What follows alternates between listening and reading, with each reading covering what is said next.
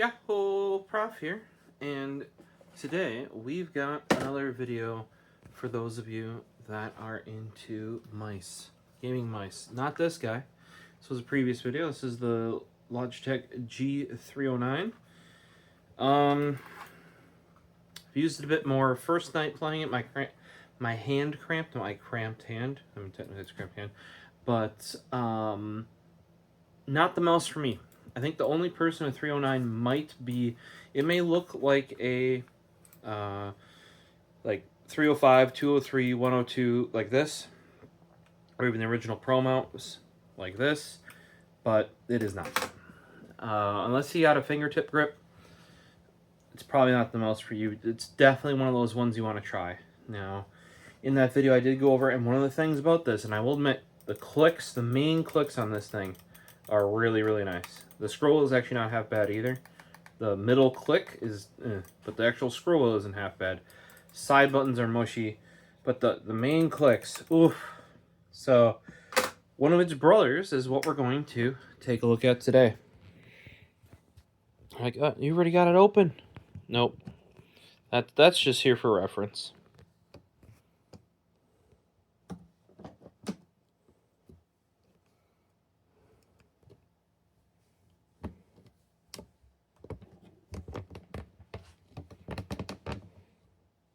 So is the, and on the Pocari Sweat, we're not reviewing that today. That's just here because I'm thirsty. Oh, Paisley's showing up. Hey, Paisley. So we're gonna go bigger. There's a Paisley over here, right out of frame. Oh, there's the Paisley. What are you doing?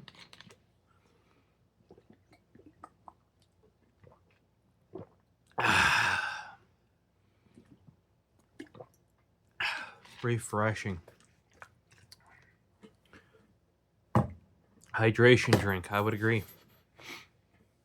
You might be able to see underneath this, there is a brand new mouse. So you got to put this guy away too. I had to break out the second cube I had pre-ordered for my pens. As there were two I didn't put away. The two used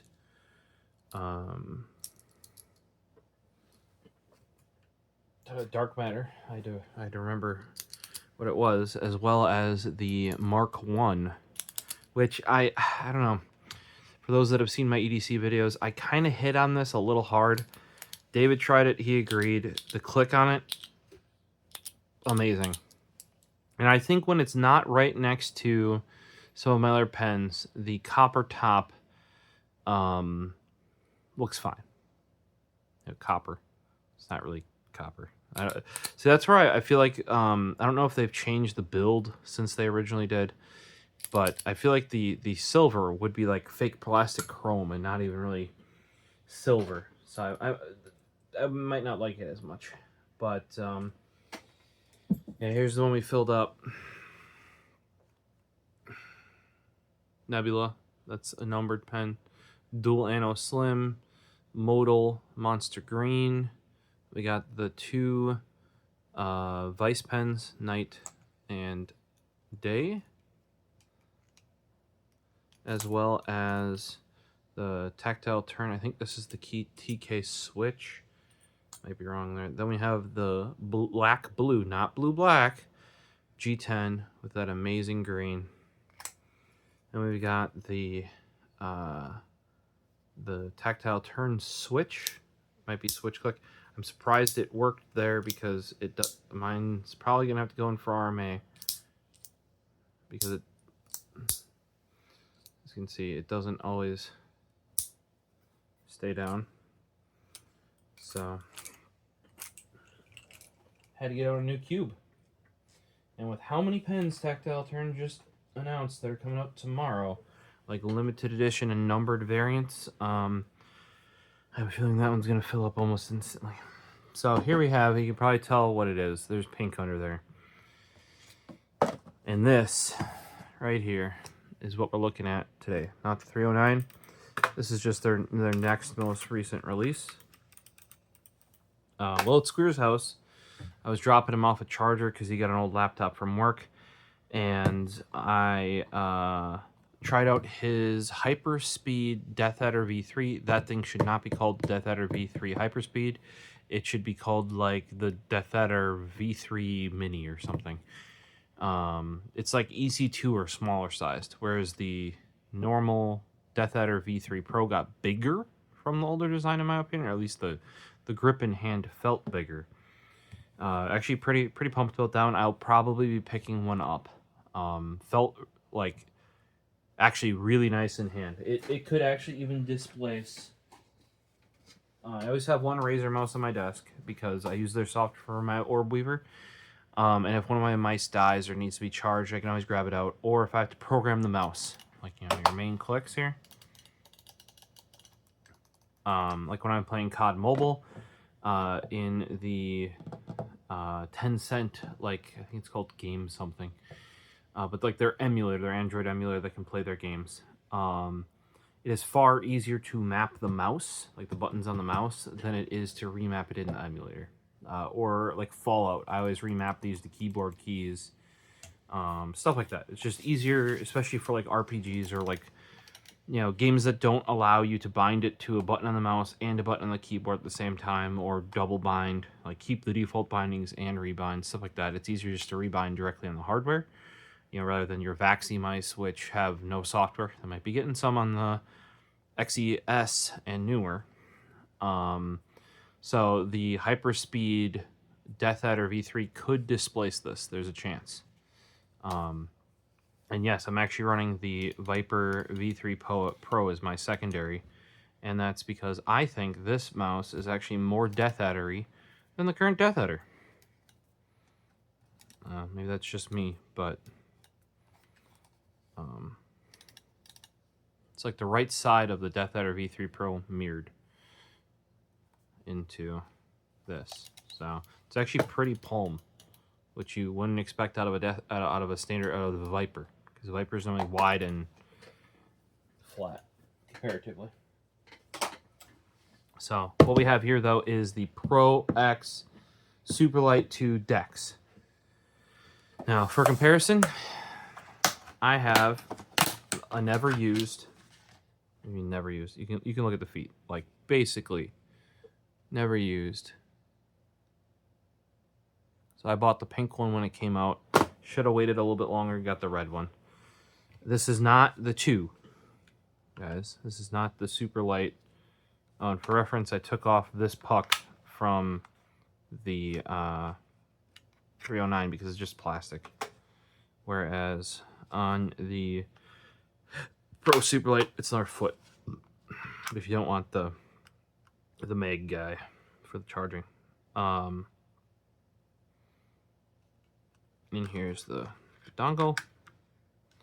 So this is just the Pro Superlight. I also have the Pro. That's just in the original black, I believe.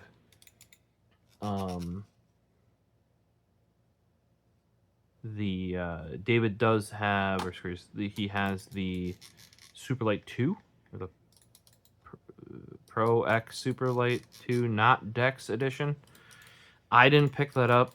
There's so little difference unless you need the, I think this got updated to 2000 refresh, or it got updated to 2000 refresh. It's basically the same mouse. Then they came out, when this came out, they have the Pro 2. Not Pro X Superlight, just Pro 2, which is effectively the same guts as the DEX, with this shape, with the magnetic removable buttons. So you can be a lefty.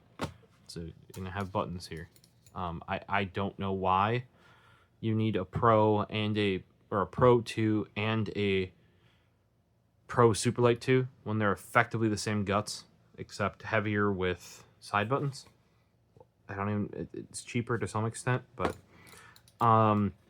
and you may be like, oh, well, you got the Pro mouse. Why is it like there's barely even a mark on this? Like, to be truthful, I don't know if I use this for more than one night of gaming. I'm pretty sure actually, like, we opened it up in the video, we farted around with it, and it might have gone right back into the packaging, and then eventually I threw out the packaging. So this is all I've got now. Because that's how I use them and keep them, and I put them in these little containers. These are actually soup and salad containers because I eat all of my soup and salad out of square rectangles. I'm not shitting you. Multiple brands have their soup and salad containers being this sort of size rectangle. I used to buy it at the local Fleet Farm. Yeah, because they were the perfect size, but then they changed to like more mainstream brands, whatever weird brands that they had that were always off. The nice thing about the weird brands, though, is you could actually find something different than other stores. But I think less people shop there because you couldn't get your like your hefty and your like that sort of stuff. So then I switched to hefty or Ziploc. I tried like 5 different brands, found one that kind of fit them. Then they stopped making them, like even quicker, because I used to have they had a little heart on them on the lid here. You'll probably see them. They're like blue lid, a little bit thicker plastic. We actually keep them around because I had so many for all the mice. They're actually like thicker in a better container than this, but realistically, these just exist so I can label them and keep the dust and cat fur and everything off of them. So that's why that's here. Now this guy I am actually seriously interested in because Logitech has actually made a proper attempt at a right-handed, at least semi-ergo mouse now. Now, I don't know why they have to keep going. Okay, because why'd they call it the Super... Like, they didn't call it the Superlight. Everybody calls it the Superlight, but it's actually the Pro X Superlight, right? So then there's the Pro X Superlight 2, and they add DEX, probably for dexterous. That more points to ambidextrous, which is either hand, but it's not. So it's just dexterous, meaning one-handed, I guess. I don't know. It kind of looks the same, so they keep, people know the Superlight. Actually, I think more people, even though the Pro was one of their more successful mice, that's why the Superlight existed. The Superlight has better branding. Like, that's the one that everybody wants. In my opinion as well, this shape is such a mid shape. Maybe that's why so many people like it, because it's average as. You know what I mean? There's... surprisingly, I do come back to the especially because I actually use the Pro quite a bit. That was one of the first mice that we were working at Geek Squad, and you barely got any discount on it. But it was kind of like when the Pro controller came up from Microsoft too. Those are so expensive, even on employee discount. Like there's no margin left over to get a discount on those. So we tried them out, and I was still never hugely into it. But coming back to it, it's actually like they just did these slight ergonomic tweaks to it, like that you only notice when you go to less like you go to like more boxy mice, and you're like, holy crap, how'd they manage to make it this ergo without actually making it like ergo? It's interesting, but I mean, I think something more drastic like this XE is a better... As I click shit. It's still on. My bad. But let's take a look at the box here. Do we need a 2x zoom? That's too close. So just this looks exactly the same as I recall the Superlight box looking. I should have got the red Superlight, but I didn't know the red was coming. And then I ended up getting the pink. And because the pink showed that it like really was, if I recall, really was a Superlight. Or it might have been the white that was a Superlight, and then the pink. I do not follow the Pro mouse, so you guys can correct me. I know the original launched in black. All right, I think it might have later come in white, like way down the line. But then when the Superlight came out, it was white, effectively, like the white and black, but like the white was the one to go with. Then the Superlight was out for quite a while, then came out in pink, and then right before the Superlight 2 came out in red. And then the Superlight 2 launched in black, white, pink, and Superlight 2 DEX here, as well as I think the Pro 2 is only black. I might be wrong. But this is the one I was interested in. Super duper interested. I thought I was even confused. Squares had to correct me. I thought they're like, oh, they updated the Superlight 2 again, because like this has like a new dongle and stuff like that.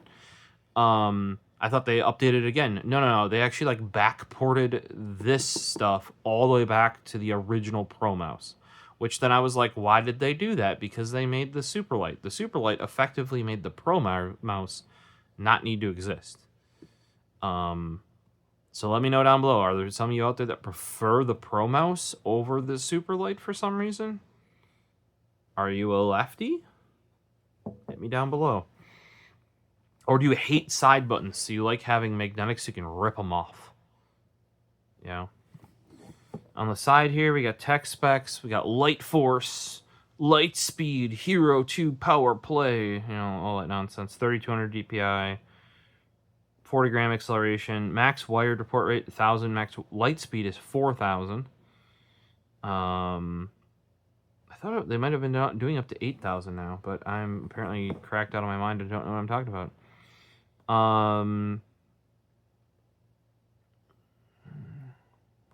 The Superlight 2 must have launched as 2,000 and then updated to 4,000 then.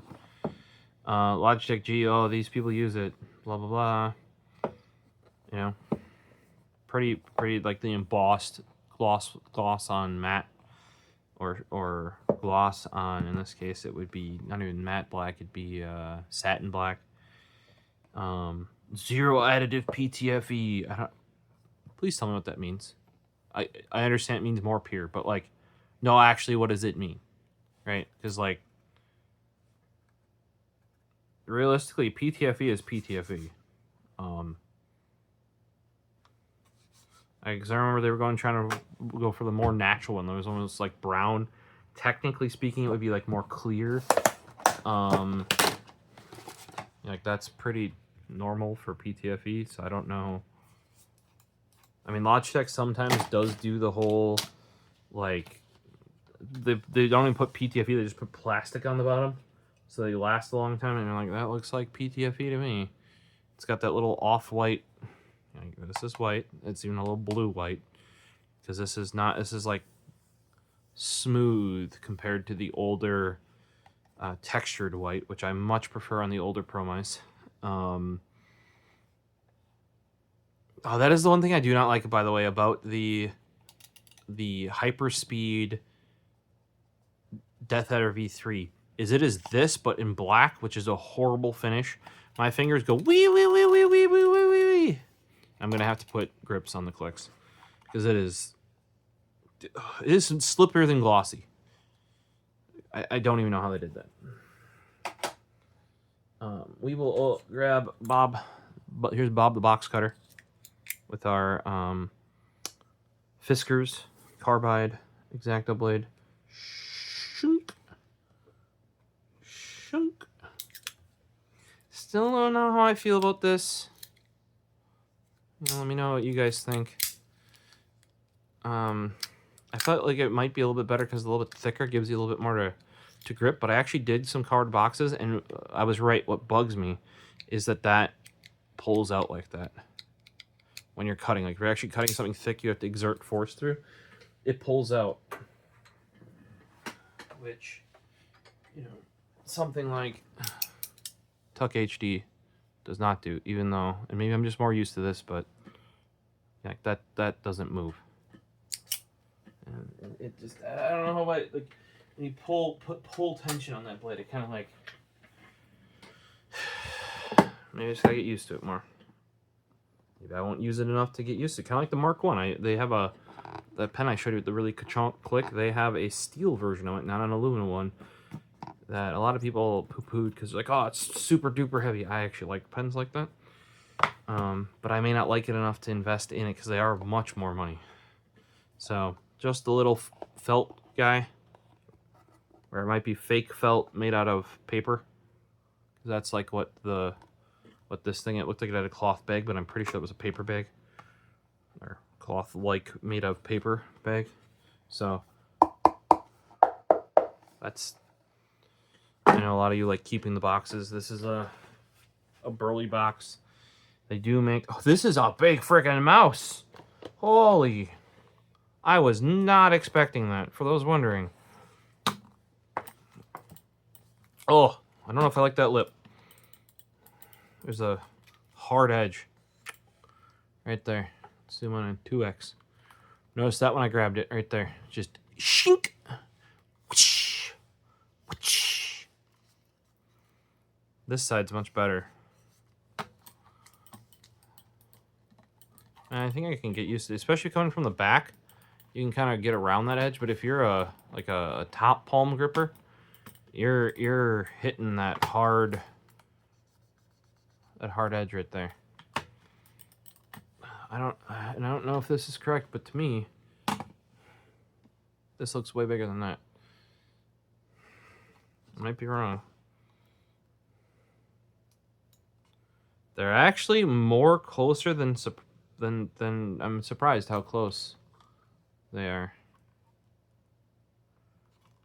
Oh, hey, look at that. They assumed, they finally did what Vaxi did and assumed you're never going to use it wired.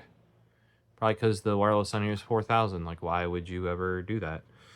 And they got rid of... Oh, it's also Type-C finally. You guys gotta remember, I never had a Superlight 2. So there's a Superlight on the left. So a lot of those things probably came with the Superlight 2. Now, ass end-wise, you can tell the ass is quite substantially bigger. See that? This is also raised up substantially more. Let's give it a peel.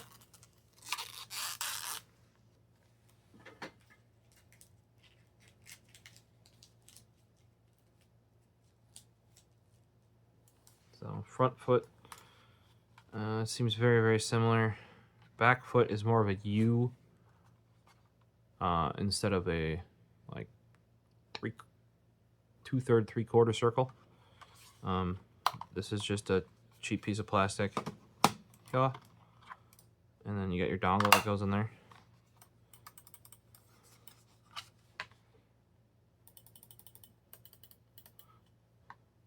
I think Squares was saying that people felt like the Superlight 2's clicks were clunky compared to the Superlight 1.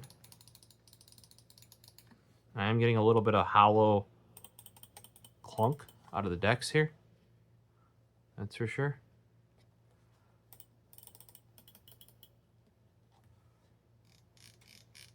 Ugh. Sounds like a fake ratchet.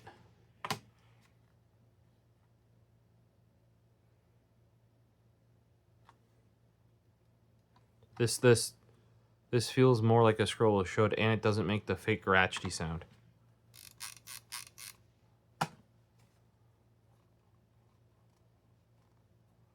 I would argue that that scroll feels better.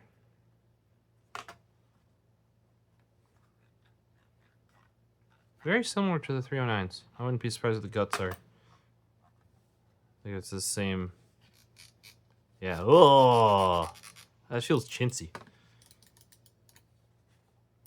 I should mention I prefer the heavier clicks.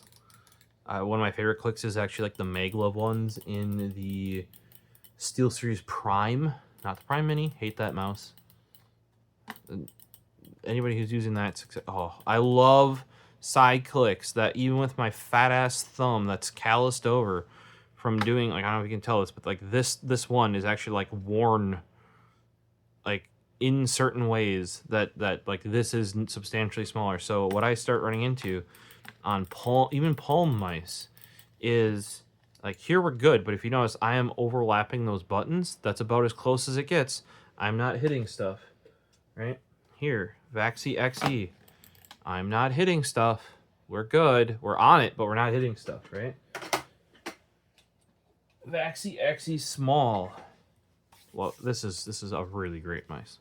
I've actually convinced 2 other people to pick these up. Like, they just put their hand there like, oh, it's exactly what I wanted the XE to be. Now, if I hold this right, I don't click them. But if I hold it wrong and my finger is just a little bit too high, I'm on those ones. But if I just make sure that like more of my front of my thumb here, the flat part here, not the meaty part there. You know, flat part, meaty part is flat part is on there, not the meaty part. I don't click anything. If I hit meaty part, I'm mushing the whole thing. But if I grip it more like that, I don't hit it. But with something like this, like this is a big mouse.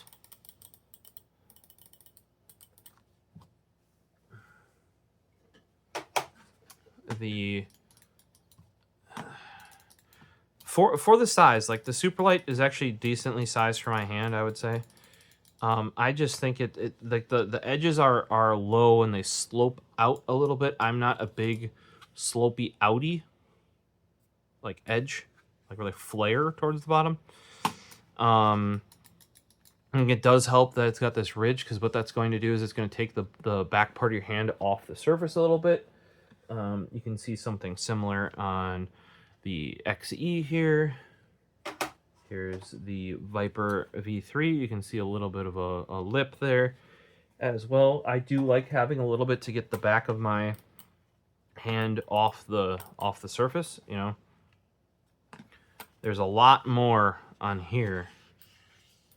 I do think it looks better. Okay, this is all, for some reason they made the side of this shiny, and if I remember, I had to peel like little plastic off of it. I don't know if that went away in the Superlight 2.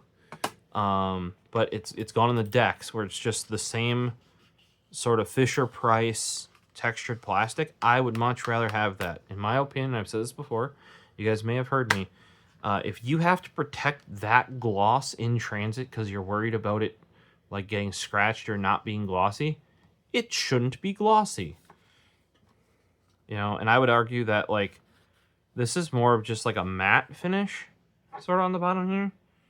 Like, I feel like this attracts a bunch of like cat fur and stuff, whereas this is just sort of like a hard plastic feeling. Yeah,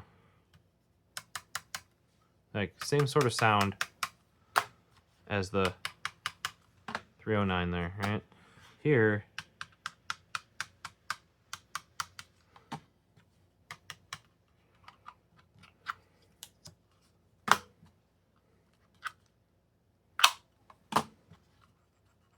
now, like I said, a lot of these, or at least some of these things that I'm commenting on, I've used a Superlight 2. Screws has one.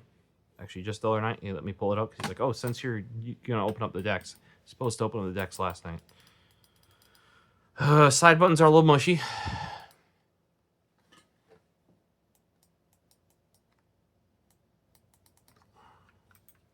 Still better than the 309. The 309's like mush. Alright.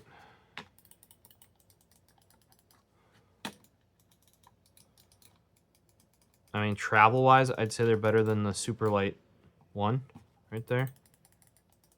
Yeah. Okay, you know what we need for competition, for those wondering? Here's some real competition.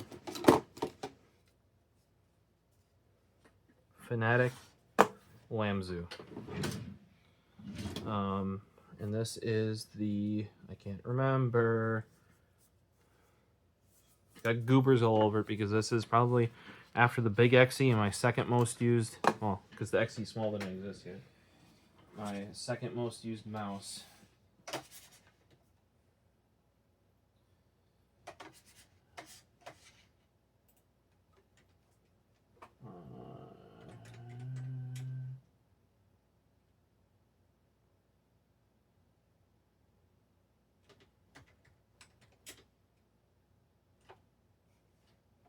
Thorn 4K, right? And where's the razor?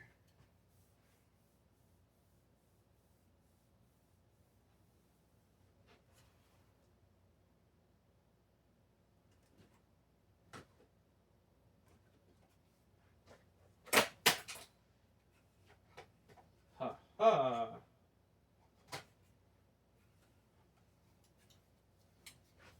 So this is the finish I prefer.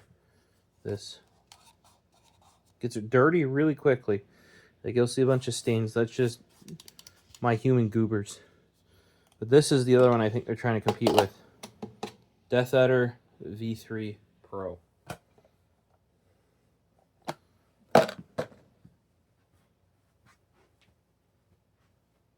And for those wondering, when I say the current V3 Viper is not a Viper, yeah, this is a Viper. That's a Viper. The V3 is a completely different profile. See, look. And that's not Cheeto finger. I'm just gonna let you guys know, because I don't eat Cheetos. That's just human schmoo. But that should tell you how grippy that texture is. Because if it holds human schmoo, It'll grip your fingies. Yes, I should have cleaned those off. So you can see, I liked the stock Viper shape. Or the original Viper shape. Actually, for working, I really liked it. You liked a over $100 mouse for like productivity working? Yes, I did. So I have the Maya, the Fanatic Lamzu Maya X on order because Mooski brought over his Maya, and his Maya was about the size of the XE Small. And not that I don't think this is a great mouse. I'm very accurate with it. It is a very good mouse, but as soon as the guts of this are available in the bigger guy, the full size XE, I will buy one. These feet are shot. I need to see if I have another set someplace. They make creepy noises. Very noticeable when I went to this mouse. The XE at the office is starting to the scroll wheel's going derpy. I reached out, haven't got a reply yet. We'll see. It's from launch, so I think I'm over 2 years now. Not that my should only last 2 years, but I think that's outside of their normal warranty. So, but what I think that Logitech here with the DEX, the Pro X Superlight 2 DEX, which, my God, we're getting into like the like the or I think it's MSI something Pro thing X thing, like what is it? It's like something X670E. Both the X and the E are extreme, but that's the chipset. And then it's gaming extreme. Like that's what we're getting to with the name. With the I understand the Superlight branding, the Pro branding, and the Superlight branding from Logitech are like strong right now, right? But like it just says Pro Superlight on the bottom. It doesn't have a 2. It doesn't have a DEX anywhere on it. Now, obviously, it still says Superlight there. It doesn't say DEX or 2 DEX. Now, obviously, the DEX can't be an on 2. It realistically, actually, like I've seen, unless you held this in your hand next to the 2 in the same color, you would not notice a difference. Like maybe there, maybe on the front, but like no, you know what I mean. I've even seen the Pro to the Superlight. It's the same thing, right? So I don't know why we have to. I have to think if somebody might get this, like a parent or somebody could buy somebody if they ask for the Superlight 2 or whatever. This is the Superlight 2 DEX. They are not going to know the difference, and they're the same colors. Like come up with a different color palette instead of it being this pink. Like give the DEX a yellow. I mean, like Fanatic. The Fanatic SteelSeries collabs are sort of this orange. Corsair for their limited edition or their new releases stuff has this really bright like highlighter yellow. Like come with another color. Like they had red.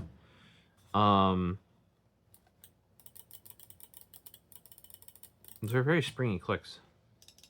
But, like, here. That's the same picture. Probably from where you guys are. Here, I'll even zoom you in. That's the same mouse. From any reasonable person. You know, that's where I'm saying, like you could have just called it the DEX. The Logitech Pro DEX, or like, because this isn't even like the Logitech G. It has the G for the gaming on it, but all the branding is Logitech G Pro. So it's a Logitech G Pro X Superlight 2 DEX. I know I'm a little stuck on the brand. I would think if you're coming up with a new shape, you want to sell the new shape. You don't want to like I said, if somebody likes this shape, this mouse, or this is the mouse they hear about, right? This isn't those. Oh, this is Superlight actually. Holy, I don't have the Superlight 2. But yeah, this thing's whew, for the size. This thing's light. I will admit. But they're not gonna want this. Now, what you're counting on is the people who have heard of the Superlight branding. They're like, oh, the people get told like that's the best mouse, right? But they don't want an ambi mouse. They want a big, fat, excuse me, right-handed ergo mouse. I'm gonna tell you right away. I think first try this probably feels worse than the. I don't have a Death Adder V3 Hyperspeed. We only got the V3 Pro with the stupid feet. In my opinion, this is dumb mouse.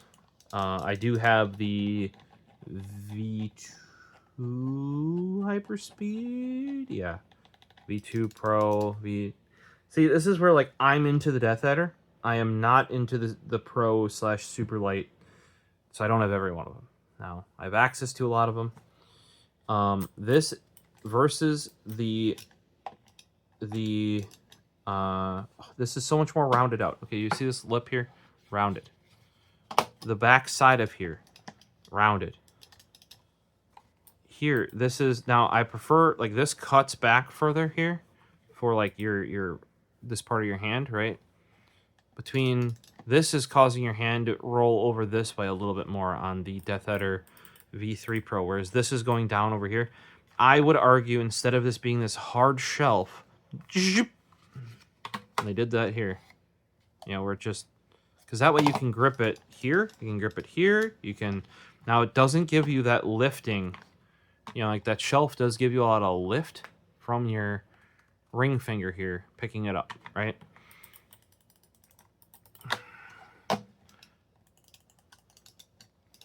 The Death Adder V3 side buttons are not very, they're low travel, not very satisfying.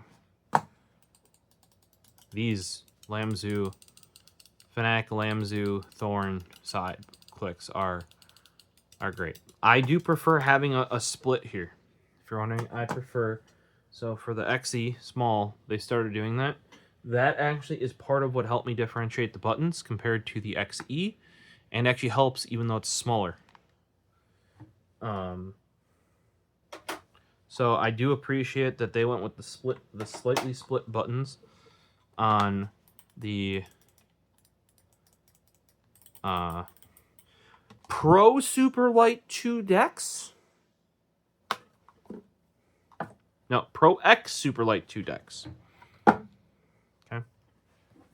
It's like a super. Oh, this is better.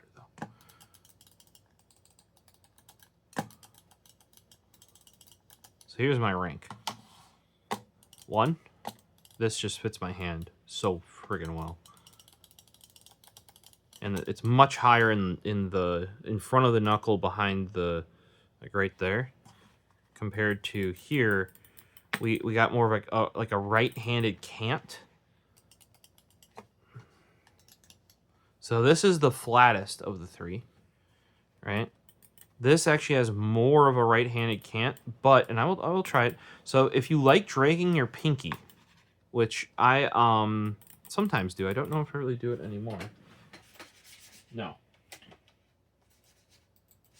It's something I definitely used to do, but because of the XE has this little lip all the way, it doesn't go all the way down, right? That means I do not have to drag. I just clear. See, so I don't drag my pinky anymore. That is a common thing, though, for people to control their speed, is they drag their pinky, and if they want to add a little bit more friction or control, and you can actually see, like, I have a little bit of a callus there, so it happens from time to time. And you can see that how it's designed, there's no, like, it goes from a ton of lift, a rise in the back, like kind of like a rake, like a car, down to where your pinky is, which is going to be, see, look, in line with the bottom of this pad. You're down to almost none. There's none up here, but that's where your ring finger is. You're not going to reach that. So here, like, you're getting darn, like, you can even see from there, like, my pinky is getting real close to that. So I would have to like readjust, but I can't readjust this way because the mouse, you can see by this line, it wants to go here. So it wants you to like kind of cant your hand. I'm over exaggerating by going like that, but effectively compared to here, like if I take my hand off here and put it over there, no, you want to be, So the grip, and it's probably because the grip on the Lamzu is much closer to an ambi mouse. Like, yep, so you slightly go this way. But if you go from, say, this guy to this guy, so here, just, you can make noises like that. And you go, and you can see the whole hand just like roll. Bloop. Bloop. See? So that's going to be a lot of preference there. I think a lot of people are going to run into, with something like this, they might run into, I don't know if you can do, might be able to do it in the newer Logitech G software where you actually adjust what straight is. I know some of the mice are adopting that again. That used to be a really big thing back in the laser era of sensors. This scroll wheel feels a million times better than this one.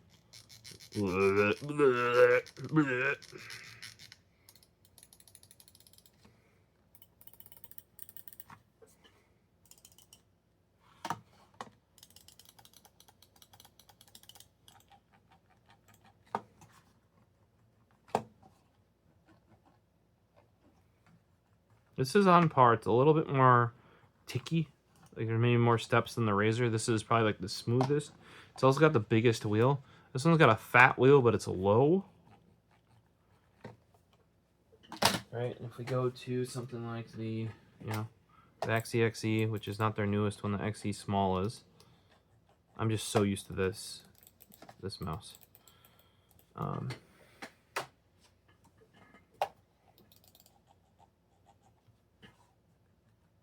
Yeah, there's not as much. If you're wondering, the Lamzu and the Vaxi have more friction on their scroll wheels, which I think is better. Middle clicks, pretty good, pretty good. You can tell this feels exactly like a little button tack switch. This feels better.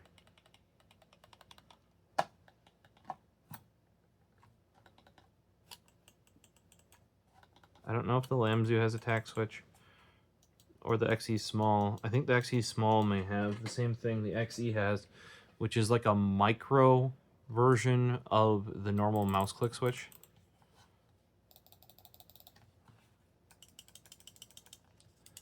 Lamz is a little loose, probably closer to the XE.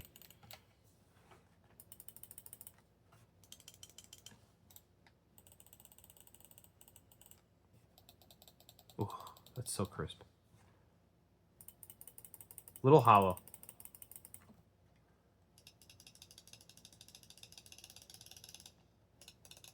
The other thing we can test is how's the click front to back. Some mice can be really bad with that. Like you gotta be, like ideally you click right on the switch, which is like right there. Usually pretty in line with the scroll wheel. It's hinged well. Even the 309 was... This little piece of plastic felt a little bit thick, but it was very little pre and post travel on that. Compared to the XE original, which is like pre-travel, there's take-up, and then there's post-travel there.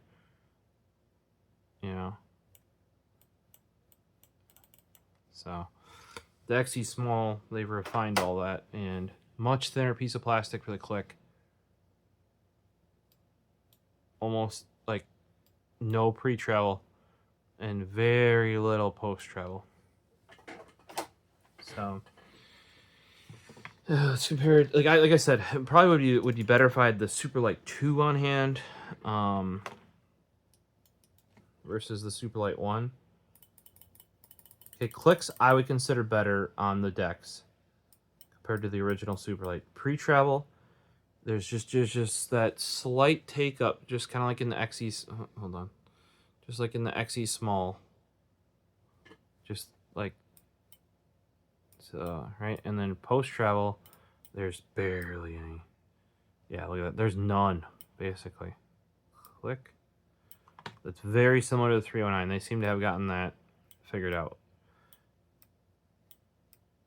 Now, one thing that Vaxi has gone over before, and that's why you even see some, like a little bit of pre and post travel, is what they have said is if you can't go a little bit past and you only go right to the actuation point, it'll actually run into issues rebounding properly. Like kind of like if you see any like videos on pew pews, you know, like you pull the trigger, it goes bang, then you have to go back a certain point to reset the trigger.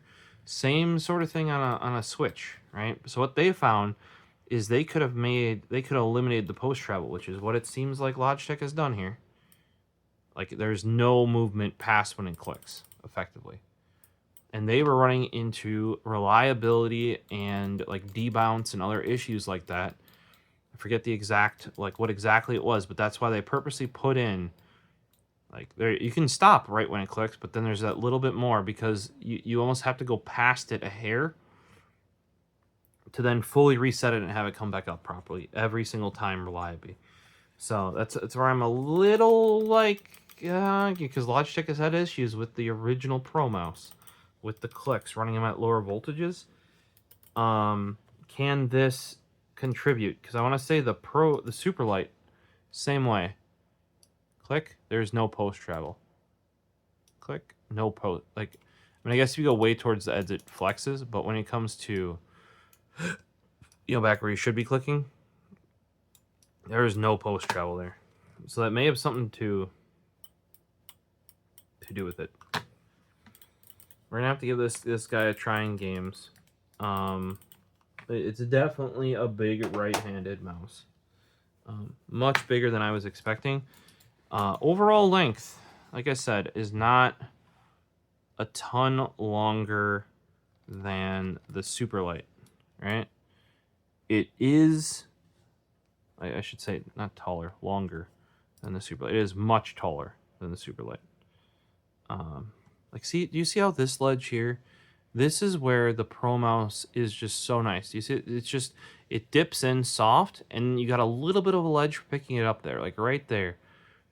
That's the sort of stuff that they do on the Pro mouse. Same thing here. There's a little crease for your finger that just dips in. You know what I mean? That's the stuff I can appreciate. Or you can see the buttons here are just slightly dipped in the middle. Whereas on the DEX, they're like, yeah, giant ridge. Yeah, just there's nothing subtle about this shape at all. I don't see a dip. Yeah, there's no dip in the middle of a clicks either. You know, like a little scoop. You know, like even the Fanatic X Lamzu has like a little dip in / scoop in the middle of the clicks there. You can see it where it hits the light just right. And obviously the Razer has those big, the classic dished, you know, like left right dished clicks. And if we want to talk about pre-travel, like, whoo-wee, that's we're back to XE levels. And then post-travel, there's probably, this is very similar to the XE. I mean, you gotta remember this mouse, the DA V3 Pro is on the older side. Like, we're still looking at the older Razer white finish that I prefer, that does get dirty. And I think that's why they changed it to, I want to call this something like powdery finish. I do. This is the same that their Death Adder V3 stock in black came in, but in white. And that is actually why I got the black or the white version of this and the Viper. And I didn't necessarily like the Hyper, or is it the Hyperspeed version of the Viper, because it was in that black, that sort of like sheeny black finish. Apparently the white is a little bit better on, you know, like this guy here. I still do not like it. And the Hyperspeed version of this guy felt like at least on the click area, like a bar of soap. This at least has some grip to it, because that's running the black one, right? So it's I'm going to pick that one up for comparison, but for those of you that are looking at the DEX, right, you're like, I like a Superlight. Don't buy a DEX, in my opinion, because you wouldn't be running a Superlight if you liked big right-handed mice.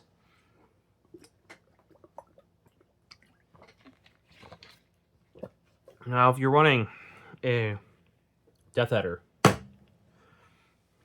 don't think I have a V2 Pro down here. It's upstairs. But if you're running a right-hand bigger mouse, if you like I said, the Fanatec X Lamzu Thorn, probably stick with this guy. It's a lighter mouse.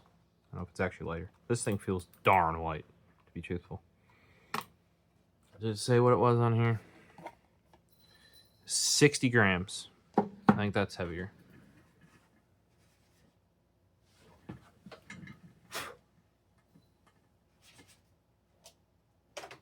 Gotta remember though, I use this thing, which is considered chalk in today's terms. Most mice are light enough, guys.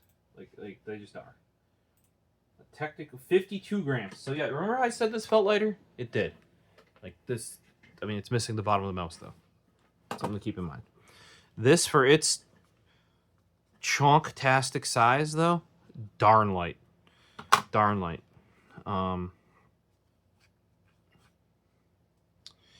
Yeah, I'm glad they went away from these like weird finish on the bottom that like if you do touch, which you're going to do, the power button here is going to get like your skin oils on it and like it does weird stuff to the finish, and then that shiny glossy just doesn't need to be there. Like it just immediately becomes like kind of just full of goo, like human goo, like your sweat or your just smears from your fingerprints. I'm glad that's gone. Maybe they already did that on the normal Superlight too, or it's just this hard plastic. Like the front, obviously the front foot is the same. This sort of U that goes forward more, they could have done in here. I think they just preserved that because they have the nice circle for the weight. This makes much more sense. You want the foot to the outer part of the mouse. And I do not prefer stuff like this. Something like your Vaxies that are much like your later Zoes that just have big old foot front and back. Here, even Razer did it with their Viper V3 Pro. You know, this is, and apparently, or I shouldn't say apparently, I've seen the Hyperspeed Death Adder V3. It's basically this, except it's black and slipperier. And not slidey-wise, but like in the hand. So we're gonna have to get this gaming, see how I like it. This guy, now I've used the Lamzu already a whole bunch. Like I said, before the XE Small came in, this was my number 2 mouse, the Fanatec X Lamzu Thorn 4K. Right, I put my hand on this and it's like, even though this is an ergo mouse, it feels good. First night I had this, I played a whole night of games. Didn't once go back to the XE. That's how, and it didn't impede me at all. I didn't think I dialed in my DPI on here. I wasn't missing shots because of it. I didn't feel uncomfortable. Like I said, this guy, I played 4 games, my hand was already cramping. You know, and it's because the base flares out this way. Like you can see it like that's an exaggerated way, right? That's also why I don't like the HyperX Pulsefire normal one. I forget the name of that one, but that's very similar. It makes it hard, at least for me, to pick up. Also, with this thing's size and where you have to grip it, it's really fingertip grip, and I'm at home on this. Right? I'm more at home at this because it's more of a flat grip, whereas this definitely, because, and you can see why, they chopped off this side right there, right? So that causes your hand to tilt right. Same thing on the Death Adder. You know, it's just a little bit because they rounded off the V3. It's less so than the Pro X Superlight 2 DEX. Great name. It's called the DEX. Scroll wheel, decent. Very silent. Main clicks, I don't know. I feel like they got a little play in them. But not... Side buttons, more direct on the Lamzu. These feel a little soft. There's not like that mushy over travel that we were seeing on the 309 where it's like click and then click and then, you know.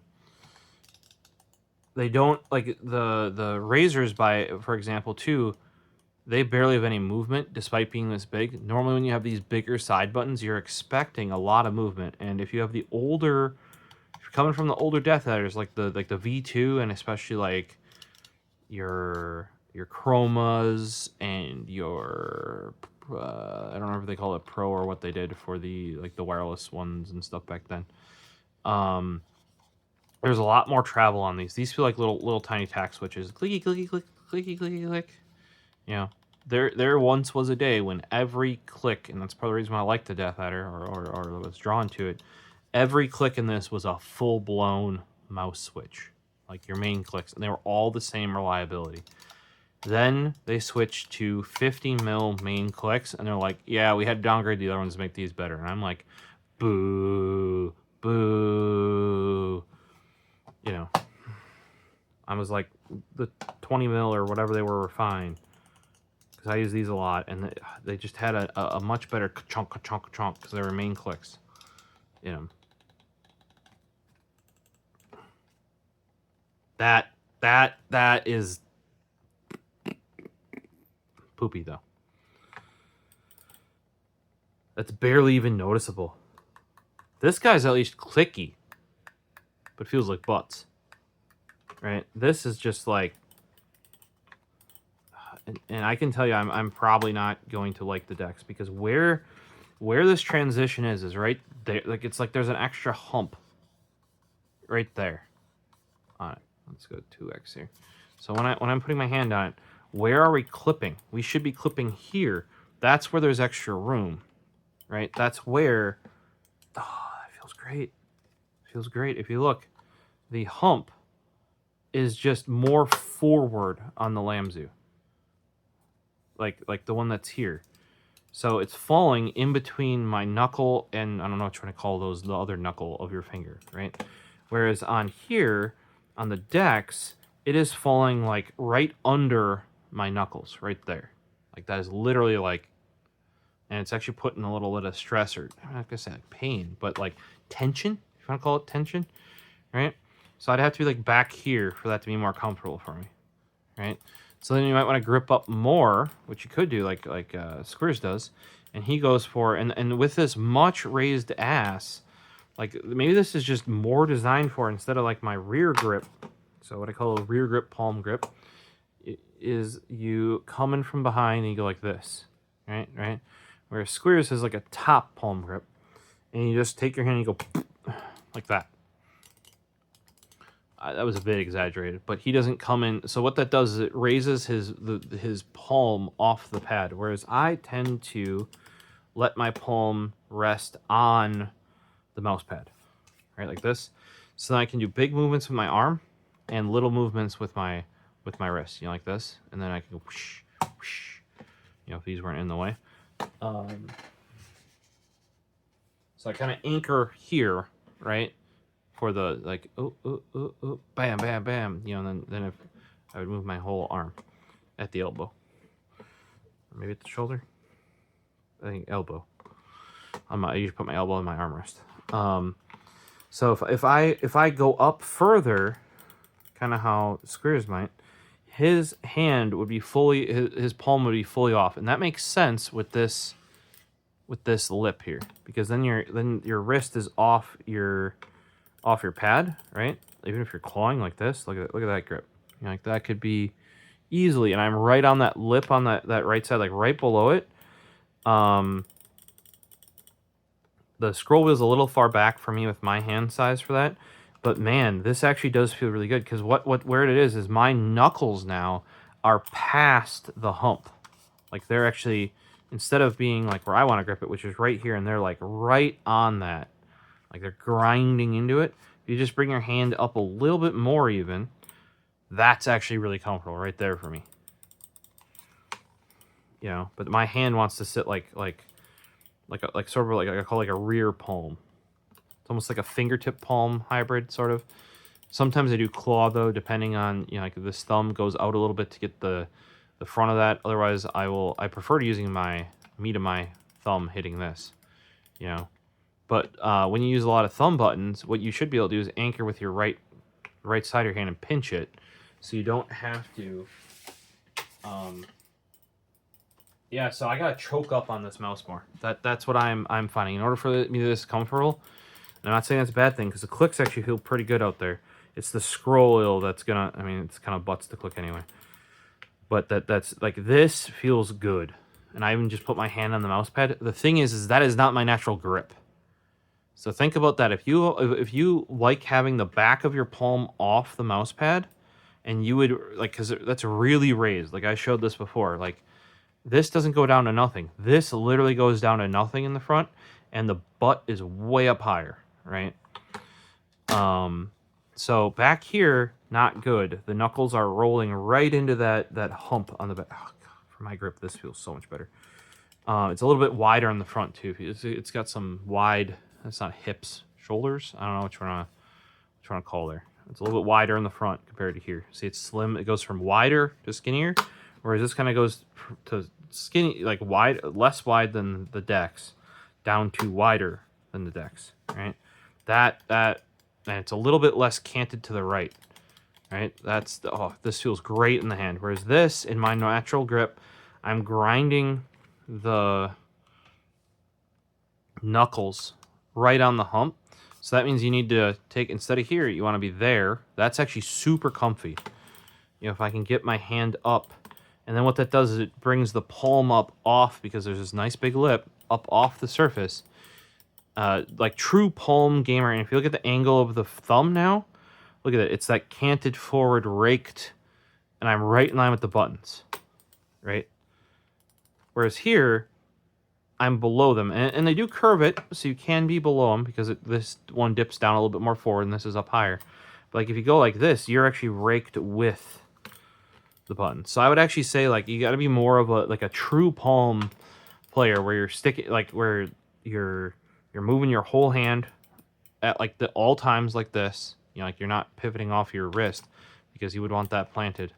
You want to go like this, and that'll get your knuckles up over that back hump, and that is actually super comfy. This side's locked in right along this lip right there. You know, it. Now, is that my grip style? I can do this grip style.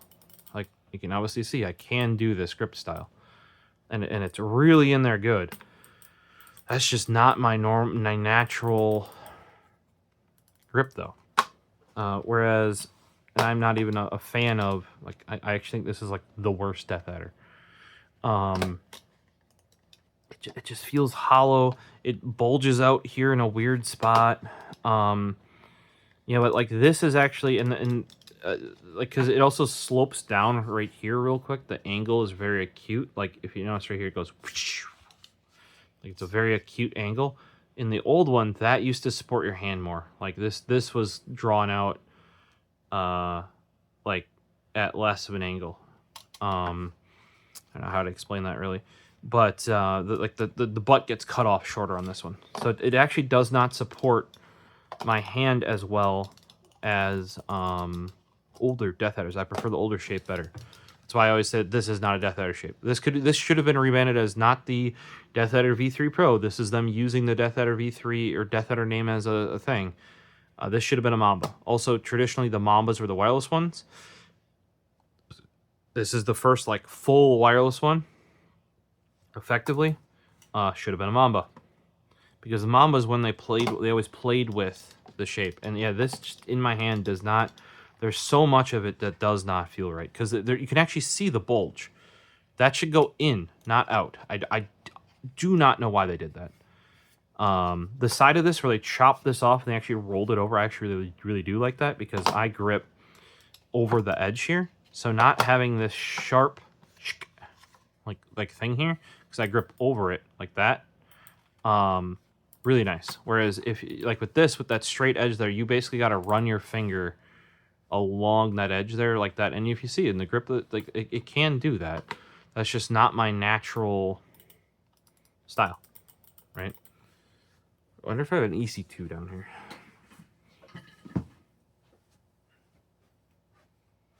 Fanatic Bolt, Cooler Master, Steel Series, Era 5, Vaxi, Zygon, and P01. Nope. Must put it upstairs.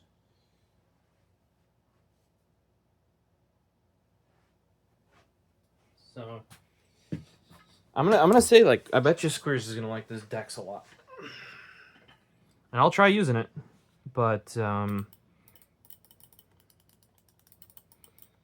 yeah. And I'm not saying, oh, the Duther V3 is better.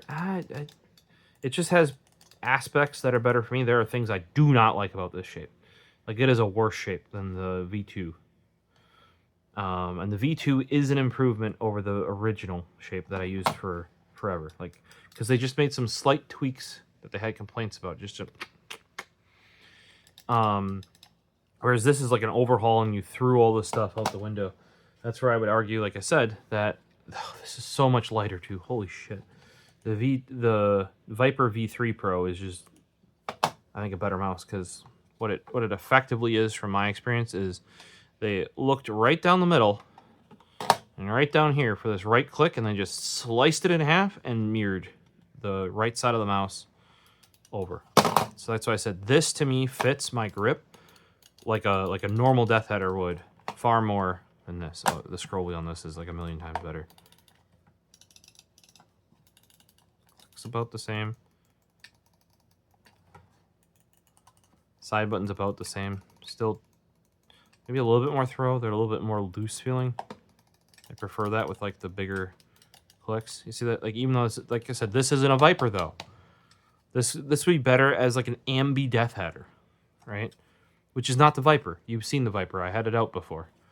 So, and then Razer threw everything out the window, because the hyperspeed version of this, it does have AA batteries, but it can work for the 4K sensor, and it doesn't have Bluetooth. Traditionally, the hyperspeed meant AA batteries or AAA batteries, and it had Bluetooth support. Like, it was the cheaper one, heavier, top would pop off to get to all the stuff. But then they made the hyperspeed version of the Viper V3, and you could tell, and it came out before the Pro. Usually the hyperspeeds come out after. Very freaking weird.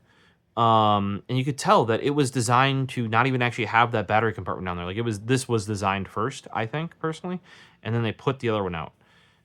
Maybe because they didn't have something for this ready or done or something. And then the Death Header V3 hyperspeed is even more confusing, because normally the hyperspeed is the same shape, just in a cheaper version, right? You know, like, say these are 4,000 or even 8,000 pulling, they'd be the 1,000 ones. They just have the normal dongle, right?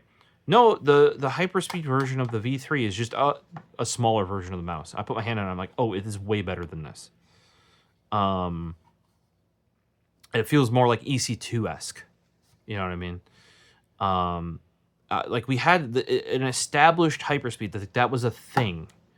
They also mucked it up with their headsets, too. Like, the hyperspeed right now is, like, the better version of the Black Shark. And they have a Black Shark V2, Black Shark V2 Pro, and then there's, like, a hyperspeed version. The hyperspeed's, like, best battery life out of all of them, best specs. And it's like, that's supposed to be the budget one. And it is cheaper, I think, if I recall, or at least the same price.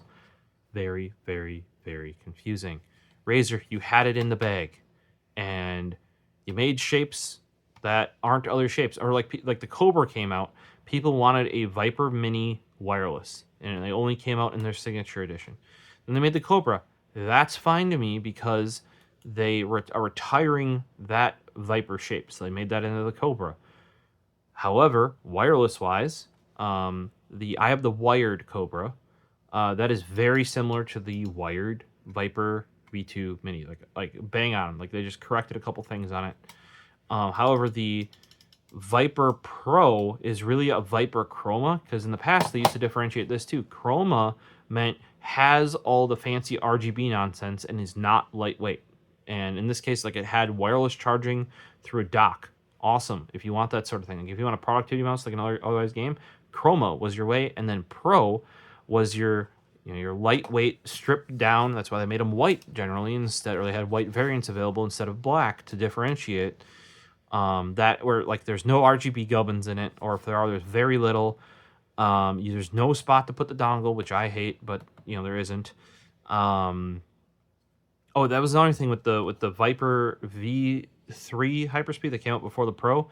The place to store the dongle was under the battery, so you had to take the cover off, take the battery out, then the dongle went in there. So you could tell it was an afterthought. Like that was not supposed to be that way.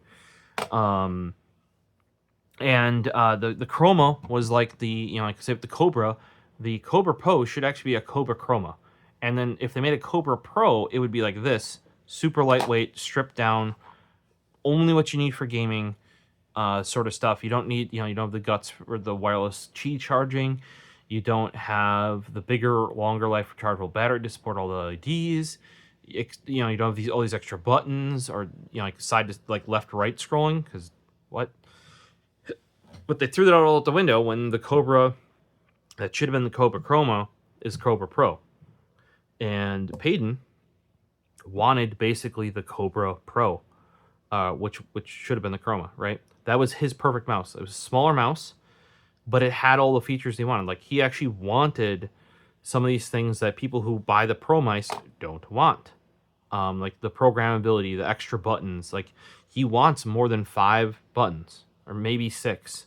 Like sometimes you can get a DPI button up top here, right? Like, he wanted a couple extra clicks up there, or a couple extra things he can map, that sort of stuff, because he uses it for either programming or certain types of gaming. That's just what he's used to. So, like, for those saying, like, there was no market for the Chroma, that's actually untrue. There's actually more of a market, probably, than you think.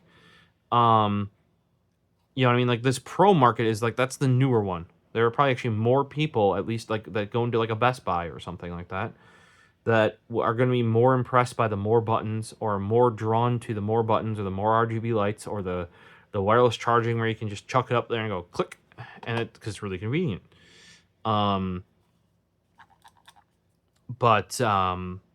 They should have kept that delineation of Chroma being like the feature packed rich one of it, and the Pro being the stripped down, like, and then available in white. To have that differentiation, like, oh, Pro mouse, clean, white, like that sort of stuff. And they threw that all the window too with the Cobra, and it's like, was that not working? It made sense to me.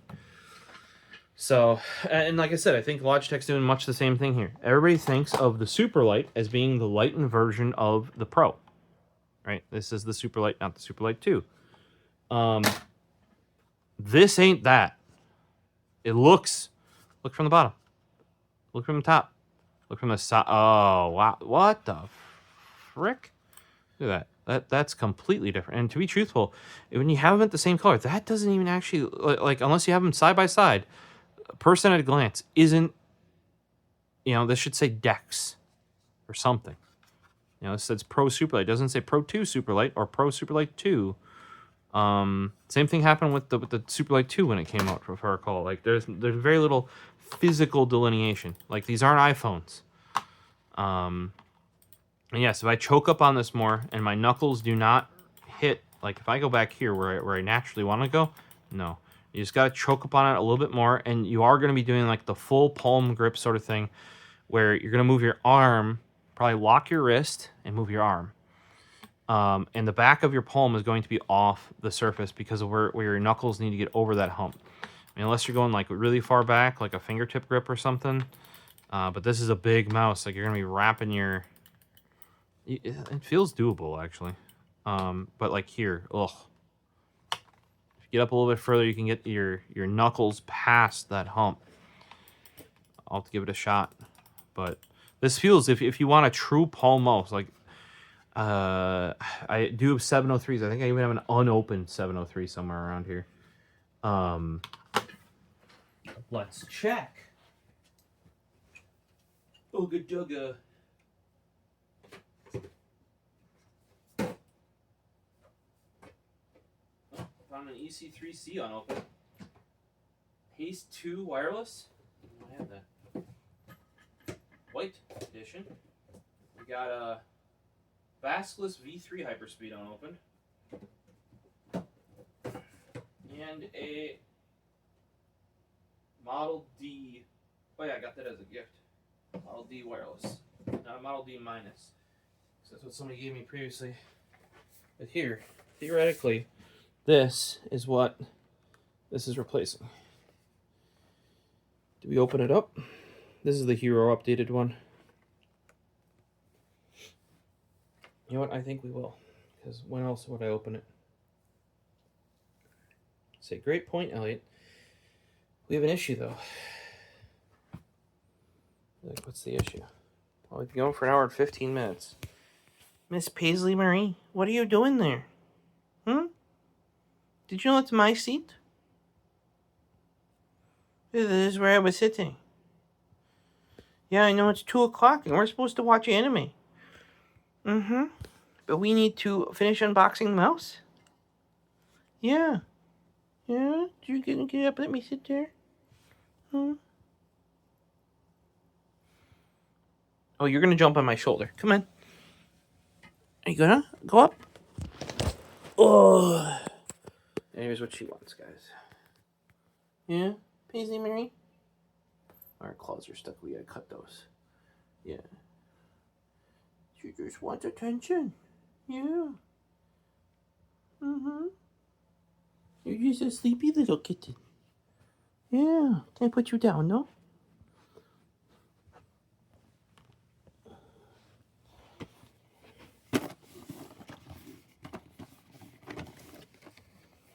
Alright. You're like, why do you have a brand new 703? Well, I warranted it and just never opened it. Because 703 was not one of my big ones, and if I was going to use that shape, I'd use the 603. Because the 603 is a better mouse. Oh, get on. Oh, yep. She's getting right into her groove.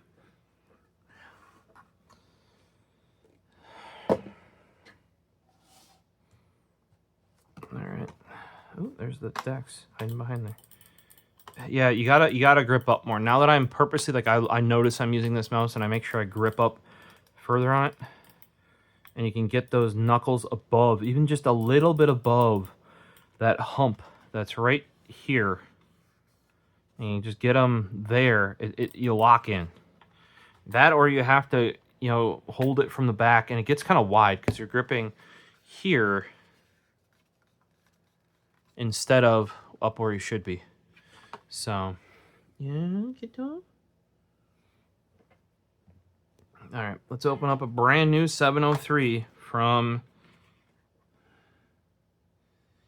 oh no, 2-year limited warranty. It may have been in this box longer than the 2 years.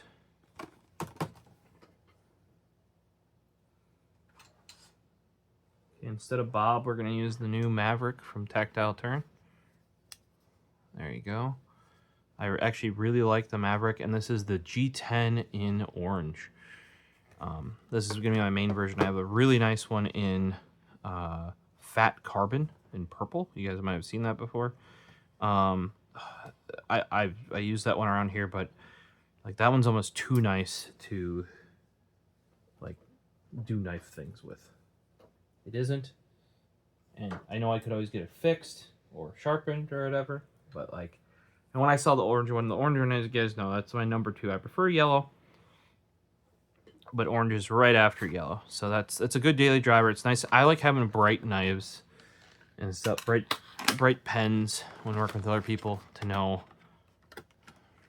All right, so this is what a G703 looks like, brand new and open. You saw tape on bottom wasn't undone, and we just cut the tape on the top. So, because they actually laughably think you're going to use the what do you want to call it? The cable for wired. They wrap it around all nice. Now, I agree they should do this. Oh, I think you fell out. Oh, that rubber is fresh. Like that. Oh, I miss rubber grips from time to time. They're like, oh, just put skins on it. That makes it thicker. The skins make this thicker, right? Because it adds a layer. If you guys have seen my Rival 3, the Aerox skins that I put on my Rival, they go on the clicks, which I do like, and they go on the sides. However, what happened is because the sides made it wider, that sucked my hand down, and I needed to put clips on that skins on the butt end to raise it up. So basically, I added like a 1 millimeter layer, a millimeter layer. I used skins on the butt, so then the whole mouse was just bigger by like a millimeter. But you shouldn't have to do that if you just want grip. For my grip, I'm gonna say this right now: the 703 is better.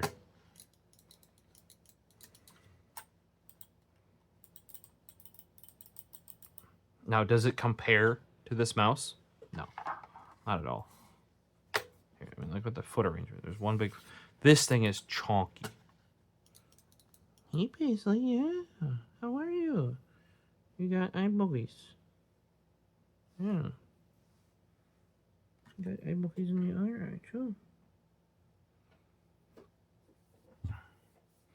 So for my, I'm gonna say like a rear palm grip, which I come in from the back and pull it into the palm, right? Whereas like a top palm grip would be like a, you know, I would say 703 is actually a better grip. If you notice, even on this side, we got a lip, but even this lip here is not as accentuated. That's like a ledge. That's a cliff. You know, people drive their cars off to like, you know. Whereas this has a nice swoop. See how it's much more gradual? And it's still angled a bit. Whereas this goes to like actually angled this way, which for picking up is actually good. But it goes from being angled this way to being angled that way in a very short amount of time. So it's forcing your fingers to... Oh, this thing feels better just because it's so much lighter, to be truthful. As long as I can really get it up in my palm, it's feeling pretty good. But for my natural grip, 703 is better for my natural grip. And you can kind of see where it tapers from the back and goes forward. It's maybe it might be hard to see in the black actually, but so it kind of starts skinny in the back, like it's almost like a G600 and a G602 would be like pointy in the back. Now this goes pointy and then flares its butt out, right? So let's compare front to front. So the DEX is a longer mouse than the 703. Look at that. Considerably so. Is it a taller mouse? Yes. We have a kitten here. Let's put it 0.5. You can see her little paw. What's that? What's that, huh? Oh.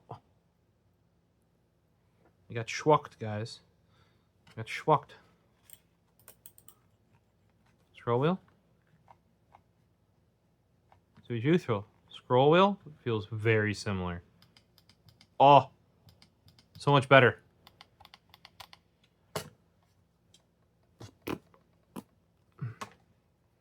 No DPI button. And there is no... See, this is what I didn't like about Superlight. I remember this now. I play 400... Why not give me a button? Okay. Razer does this. That's their power button. That's their DPI button. That can't even be a profile button. Right? Stop taking my sticky notes off the desk. Okay? They're stuck to the side of the front of the desk. And Paisley is carefully with her claws peeling them off. Okay, this is a power button. I do prefer the slidey power button, right? But this is a power button. And if you click it, it'll cycle through DPIs. And if you hold it, it'll cycle through profiles. And you really hold it, it'll turn it off. Right? Paisley. Here's a little tiny switch that's annoying to use. There's a DPI button, right? I preferred how Vaxi did it in the past, where they had their 3 buttons.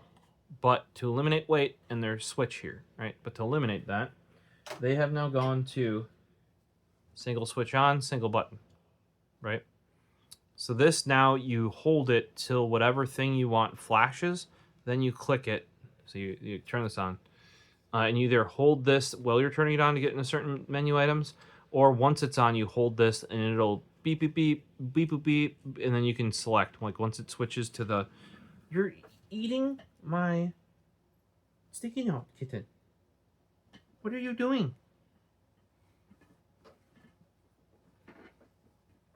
Well, you know, so that Paisley, here, you can see your little paw again. And she's peeling these sticky notes off. Because I'm not giving her attention. Yeah. Am I not giving you attention? Yeah. Why are you so grumpy? Just because I'm not giving you attention? So, for the love of God, give us a button. Over here. Or, look, you knew the DPI button existed. See? Clicky, click, click, click, click, click, click. So that is one of the reasons I don't generally run the Superlight. It's the same reason why I don't run this guy. I use 400 in gaming and 1600 on the desktop. This, despite having a very similar button arrangement to Razer, they couldn't figure it out at Corsair. Color me unsurprised. They can't figure out how to make that switch DPI. When you click it, like if it's on and you click it, that switches to Bluetooth mode. Why the fuck would I want to do that? Right?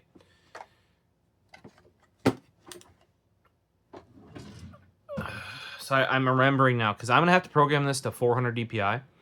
And then I'm going to have to open up, because I don't want to install the software. I do have the updated, like built-in, what is it? The Logitech doobly-doo goober thing. Logitech G onboard memory manager. I just used it on this to program this. This has a DPI button. One that feels poopy, but it has one, right? I just programmed this to do just 469. I like SteelSeries idea. That's something they had all the way back there, Kari Laser, of just 2 DPIs, high and low. And yes, you used to have to use it for toggling for snipers in games because they didn't have scoped aim, right? So that's why you would use that for toggle, right?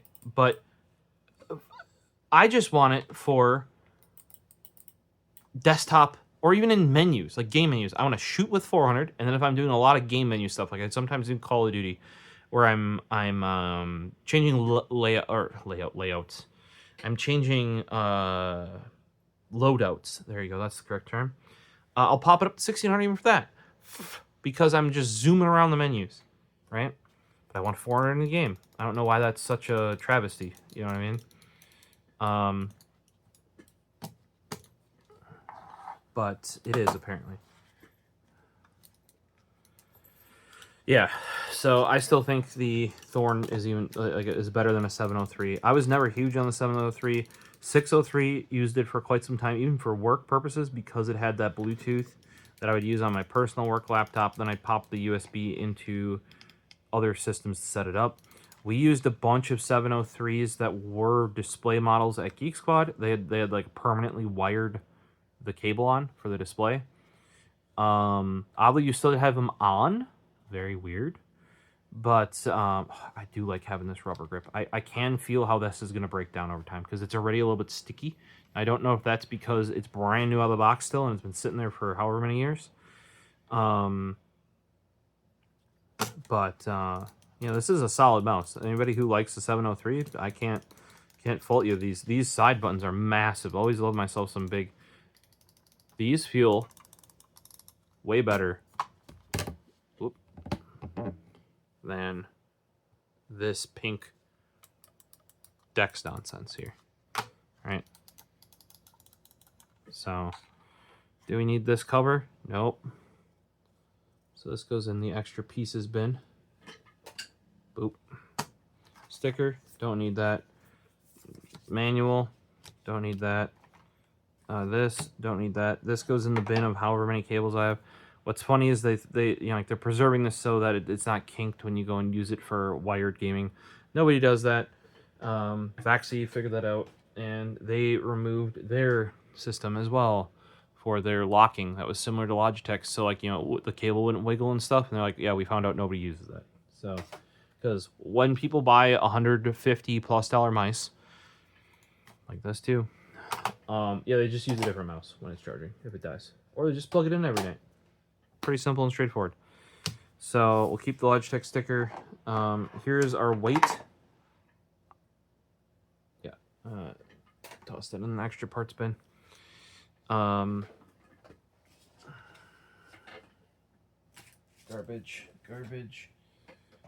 and we need this.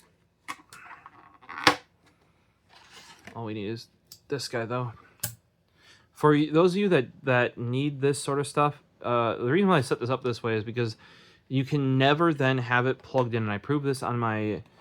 Ooh, which Logitech was that? Quite a while ago. It was pre-G502 wireless. You can actually run into issues having the dongle plugged in and having it wired with Logitech, because it will show up as two mice. Because the dongle will still show up, and the wired mouse will still show up. Now, Logitech, especially at least when you have Logitech software installed, it is smart enough where even though this is still reporting that a mouse is plugged in, right? This takes over the tracking. Now, I've never tried that without the Logitech software plugged in, but it gets kind of weird. But that is why they actually do that, is because, you know, if this cable is going to be locked into charge here, and you use this cable plus... Oh, God, this is just the most horrible cable ever with micro B in there. With this, you know, like this, you got plugged in here like this, and you got this here. Well, if you want to use this cable to charge it, you obviously have to unplug this, which then disables the wireless effectively because you unplugged it. So it's something to think about. Now, I always don't use this, and I have so many of these cables now. It's ridiculous. And this is even actually like the worst one, because they actually made some for, I don't remember if it was the Pro mouse. They're like, this is still this like braided garbage that's not flexible at all. So I have some nicer versions. If I was going to use one, that's the one I would use, even just for charging. Now what they forgot with all this is that's the best you can do, and it falls out for the wireless dongle. So that's why the 603 is the better mouse. It has a spot for this, and it has Bluetooth. Just uses AA's and lasts for frickin' ever.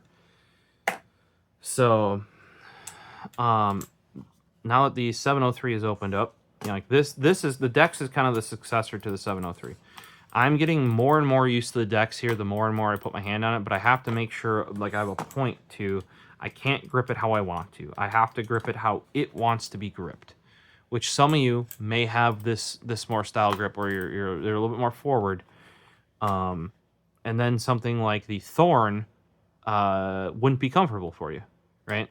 Because in here, the hump is like in front of my knuckles. Let's put it that way, right? And it just feels natural to pick this up, even coming from something like the XE, which is obviously an ambi mouse, right? But I can use similar grips, even though this is an ambi mouse, to the Thorn. Just a little bit, because it's kind of like fatter, a little stumpier, you know.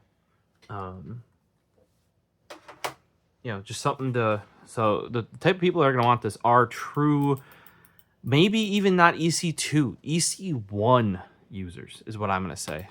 Like your classic, not your Death Adder V3 users, your Death Adder V2 users, right? If you like the 703, possibly. You know, it might, if like you can't get yourself a replacement 703, it's going to be different. But if you want a Logitech right-handed mouse, I can see it as a replacement. It is, like I said, this comes back to the point and then goes out, and then like it's kind of like if you look at the like Logitech Wingman, it's also like actually like a literal squared off wedge shape. This is where some of this comes in for the ergonomics, and they kind of like flared out at the bottom. The 602 and the 604 are very much in that wedge shape, just like the 600, where it's like a triangle, you know, like like that sort of thing. This kind of has that, right? But then flares out in the butt.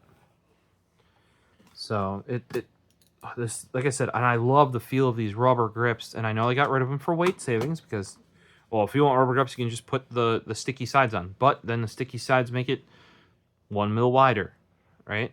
So if this was already a good size for you, which is not for me, but like this guy is, I have, and you can put like stuff on the bottom too to cover up the holes in the bottom. I'm like, why would you cut holes in the bottom and then put a piece of sticky plastic over the bottom to cover up the holes? I don't get this logic. I really don't. But you know, adding 1 mil on each side for my grip. Now I will put it on the clicks. I will probably end up putting my own tape on my Hyperspeed Death Adder V3 once I get it, because that thing feels ridiculously slick. Like, I got grip here because it's just plastic. Whatever coating they put on that Death Adder, like that white, like, or the black coating of this, where it's this like this satin sheen. Whoa. Hated it since the stock Death Adder V3. They should have just kept the textured plastic they had.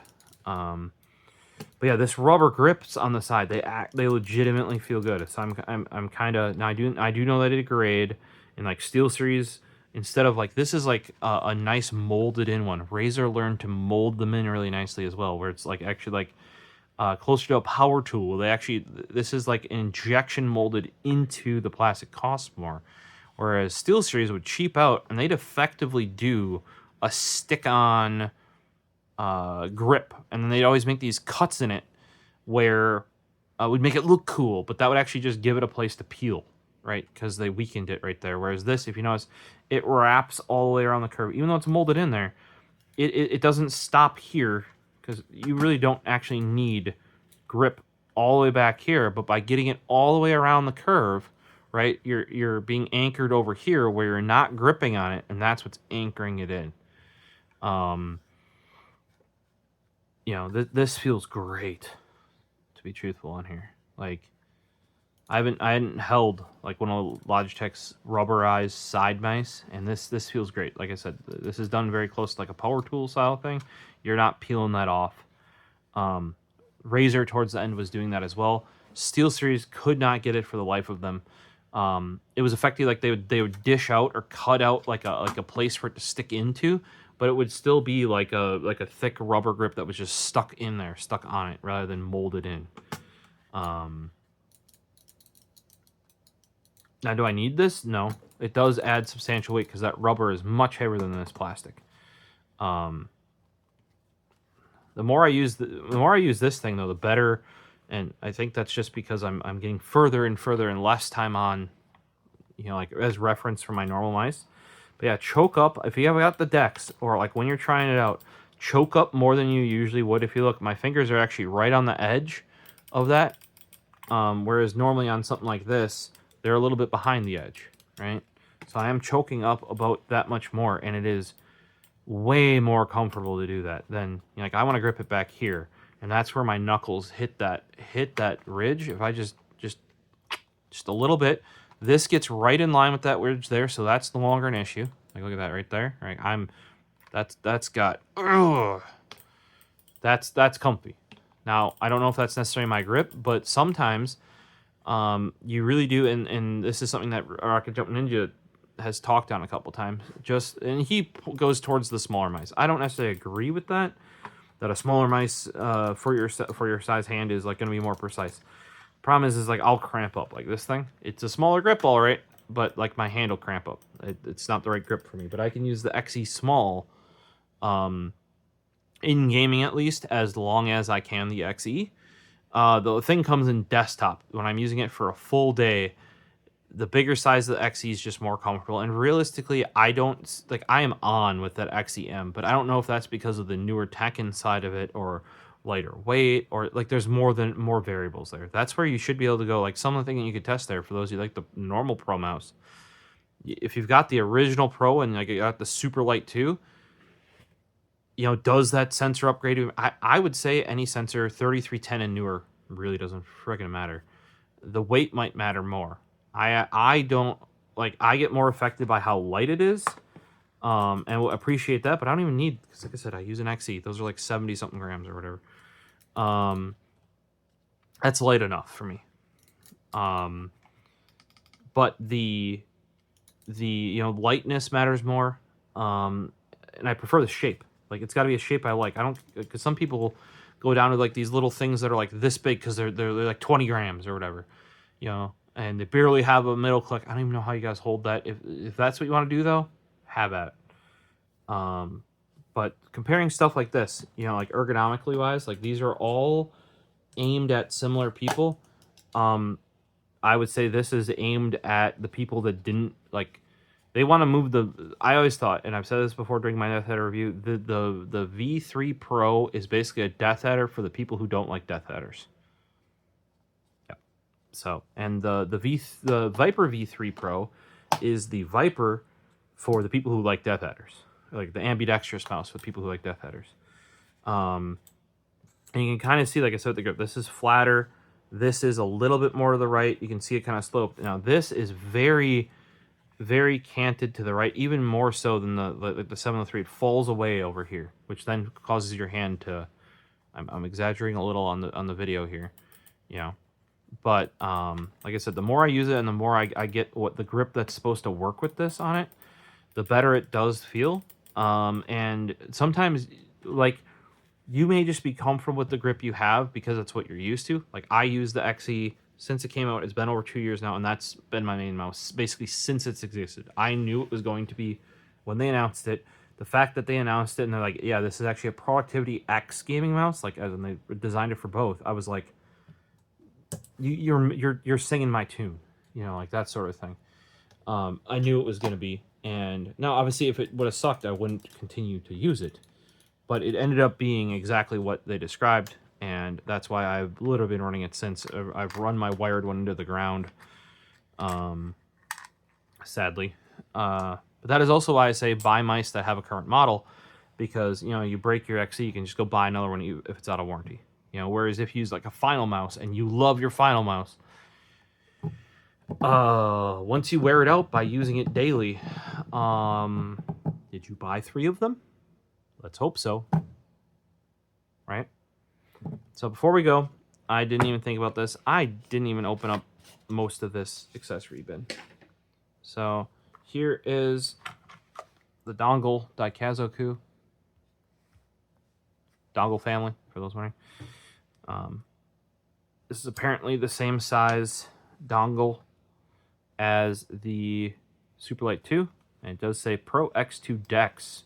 So we're going to pop this off. Put this in here. I do not like that mounting. I prefer this mounting. That is a much more sure fitment. Probably required more plastic than that whole nonsense. Like, it's not actually in there. Proven by. Well, I guess if you have the cap on, it's fine, but as soon as you take that off, and I know it'll only be in transit, but I do actually prefer that older style of the Pro Mouse. It just felt better to me. Also, you're gripping up by the contacts up here, right? Not that USB can't take it, but it will corrode sooner. Remember, you got human finger schmoo all over your hands. You got grease and oil, whereas this, it presents the ass end of the receiver. Plug it in. That's why when I saw that on Screws' Superlight 2, I was like, what the fuck? They made that worse. This is just a USB-C to USB-A so that you can plug, and I do recommend plug them line of sight. I would get a bigger dock, like StarTech actually makes like a heavier weighted dock that you can put on top of your desk. Or even if you're like me and you got a million mice, get a dedicated USB hub. Do not plug anything else other than HID devices. So mice, keyboards, game controllers, those are HID devices. If you start plugging storage in, what ends up happening to USB hubs is they have to switch over to storage mode. That is especially the case with USB 2 and newer, where it runs into UASP, which is Universal Attached SCSI Protocol. Well, being that it's a hub, generally speaking, the whole hub has to switch in that, which really then fucks with your mice and keyboards. And I mainly just use mine for mice. I got like a 7-port one that's got a couple USB-C on the front and 5 on the top now from StarTech. I just use it for mice. And the Xbox controller dongle. Works great. Have had no issues. But I did have issues when I had just a USB 2 one that was also getting audio gear plugged into it. Sometimes would have some sort of like, maybe not like a storage device per se, but you know, like not HID stuff. Once I switched my USB hub over to just mice, game controllers, keyboards, that sort of stuff, zero issues, especially storage. You plug a USB into there, it switches the whole hub over. And you're like, oh, it shouldn't do that. But I'm just saying, also some hubs, even though there's 7 ports, good ones will be wired up where that's 7 ports on one hub. The cheaper ones will set it up where it's 4 ports, like the average hub is 4 ports. So if you have 7, there will be 4 on one hub chip and 3 on the other hub chip. And then there's a hub chip for the hub chips, which is like, or what they'll do is, because most USB controllers are actually 2 ports, right? They will then split the, you know, like basically you get half the USB speed to either the set of 4 and the set of 3 when they do that, right? That's how they do it, because they could do 4, but for some reason 7 is how they do it. So it's actually going to half the USB port and half the USB port, which is garbage. You want the ones that all 7 or 4 or whatever.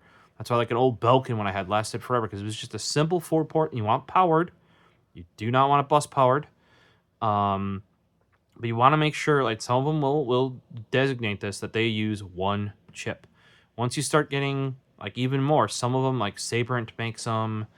I'm trying to remember. I think StarTech probably has some that are like well over 7, like 12, or like a whack ton of those. You'll have to look into it if their hub chip is, or are they doing like a hub chip to hub chips. You don't want that. That's vomiting everywhere because it's horrible. And that's what I would recommend, especially if multiple mice, wired or wireless, because then you can just plug them in as needed. You don't, like if you're demoing mice, you don't have to keep unplugging and replugging mice. You can just add another dongle in there. I've never had an issue. The only time I have had is with the ultra wideband dongle from Zoe. And that was actually causing interference with my headphones that are open back for some reason. Resonance or something. This is cable.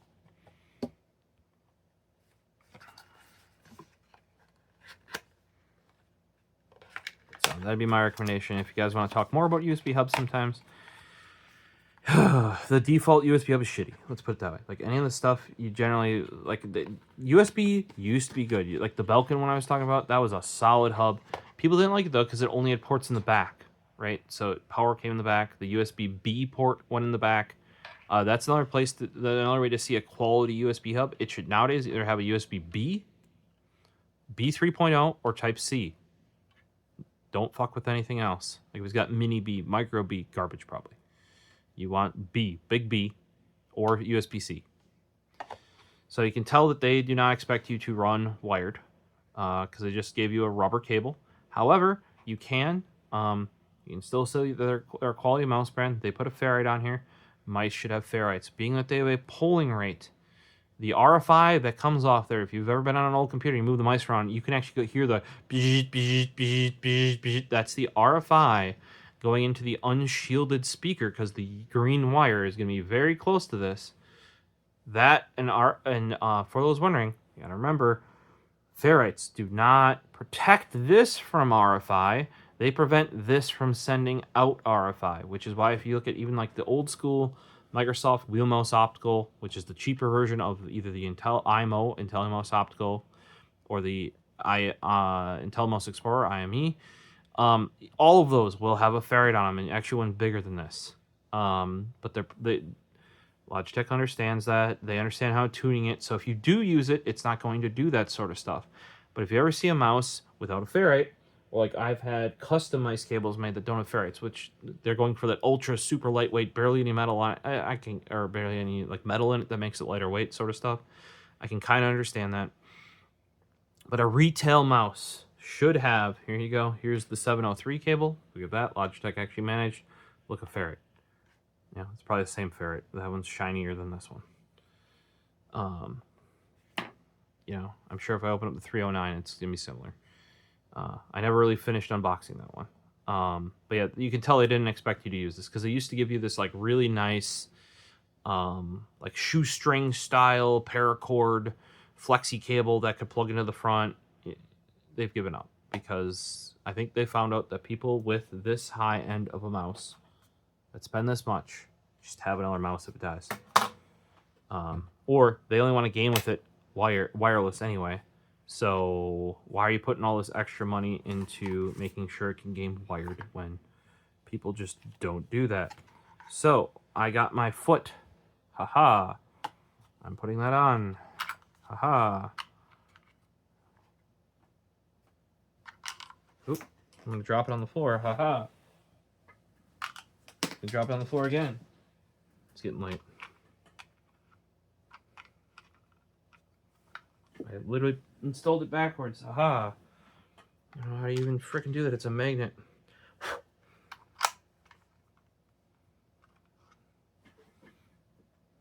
So this is indexed. There's a line there. Right? And here. Oh, it's not indexed in this one. They cheaped out. Okay, well, it kind of is. Because this line can't go there. And then it spins around. Right? So there's a line there. There's a line here. It can't spin around. However, on this one, you can. It supposedly can go either way. However, if you put it on backwards, it no worky. See? No worky. Whereas if you go with this guy, boop, boop, they actually have a plus side, minus side.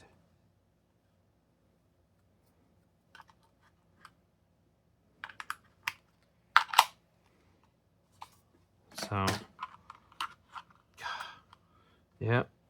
See what they did too with the other foot is you can hear it rattling around. As I drop it again. Here's an interesting thing. Like they have dongle, they have squares. Here they got circles. Right? God, it really doesn't want to go to the... Like you can just spin that sucker. Whereas this one also has... It has the squares. Right? This also has the squares. So why does the foot one have circles? As you can see, it doesn't stay in there nicely. Now this guy, which I just had the other day, gray, also has the squares. This has even bigger squares on the 703 one. It's even thicker of a plastic too. Here, I'm gonna troll the shit out of you guys. Here, you wanna see how I'm gonna use the DEX? Okay, we don't need this. You know what we need? Here. This is what we need. Oh, they don't even let you do it. Alright. Here we go. There you go. Put that weight right in there. Right? Oh yeah, that's what I needed right there. I need a 10-gram added weight to my DEX. That's how it feels right. Totally not ass heavy at all. I guess that does prove that Logitech stuff is their Meg whatever stuff is forwards and backwards compatible. Just trolling you guys. Let's see what's in here. Oh, we got feets and paperwork. Okay, so we got garbage. We got feet, or not feet, grips. Only sides and top, but not the back of the top. Like I said, I don't like those. If you end up adding to the sides, at least for me, and that you guys may experience this as well, I actually got cramping because it was wider and my hand went down. on my Rival 3. So I had to add it to the back, like back here. I grabbed the wrong mouse, but back here, right? Because this was wider, so it was just 1 mil wider, which then I wanted that to be a little bit, the grip, the whole grip all around. Just having here and here wider doesn't help this reason. So I actually added the Razer has generic grips. These should be pretty good. They look really grippy. Like this matte texture. They remind me of the grips that Squares just showed me on his Cooler Master.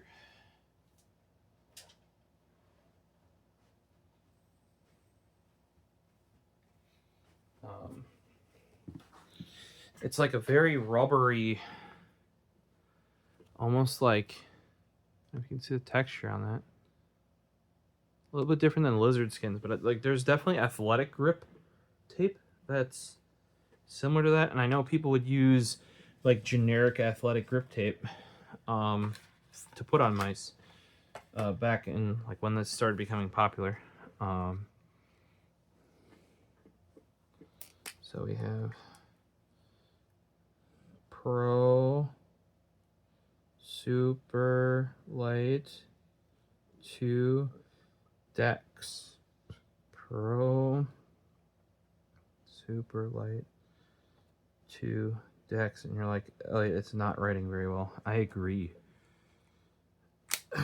Even though this is an oil-based permanent marker. However, this is probably waxed so that this comes off fairly easily. So then what you do, if that doesn't work very well, you get out your pen that has the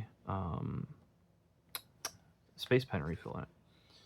And then you want to make sure you're writing not on a place where there's grip because you're going to have to press harder, but clean the shmoo off the tip. Oh, really? Like even that won't write. Normally if you can get this thing started because it's pressurized refill, you'd be good. Oh, because that's like, I don't know if it's wax coated necessarily, but it's something coated to make these come off, and for the you peel the other stuff off. I managed to get, there you go, Pro Superlight 2 DEX underscore DEX DEX. There you go. Add them to my bin of grip tape here. Alright, so supposedly 309 also has grip tape. So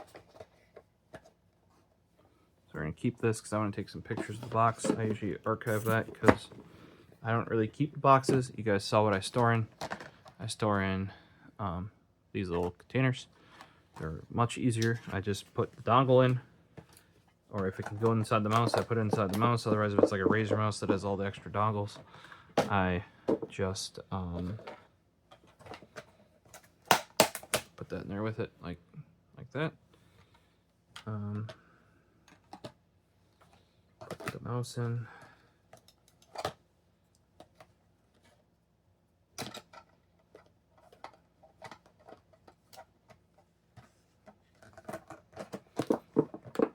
And then these are just the temporary labels. Normally for Razer, I'd have green. Logitech would get blue, I believe.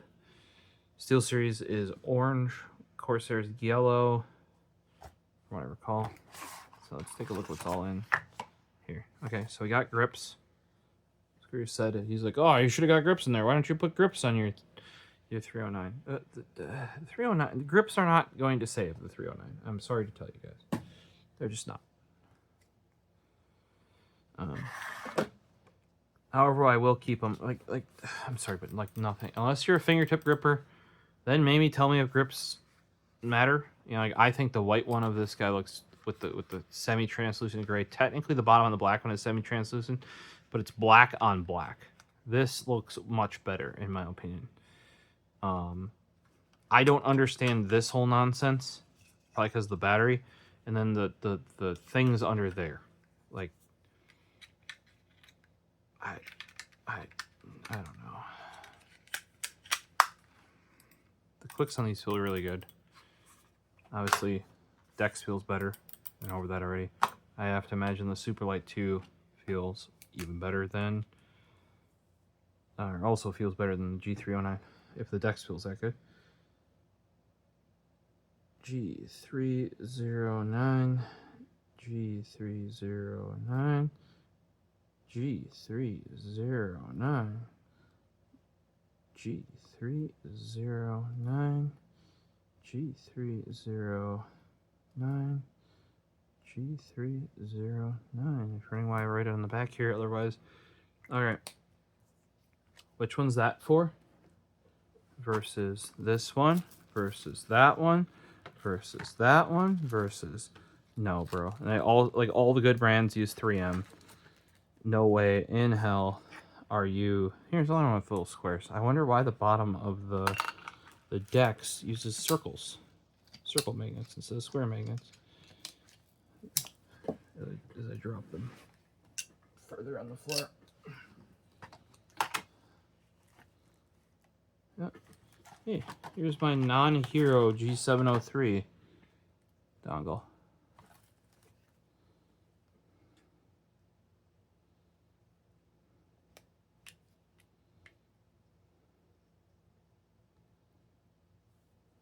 Well, here's another reason why you get this pen. They actually use these zebra pens. You might have seen them in anime before, or on mangakas or animators' desks. They're actually quite often used for. I don't know why it's not focusing. You'll see with this gold logo with one on both ends. Well, yeah, this is the normal end, 0.7, but then on this end you get a 0.3. So oil-based will last. Like if you guys are wondering, Sharpies are not permanent. This is permanent. If it writes on it, that is. No.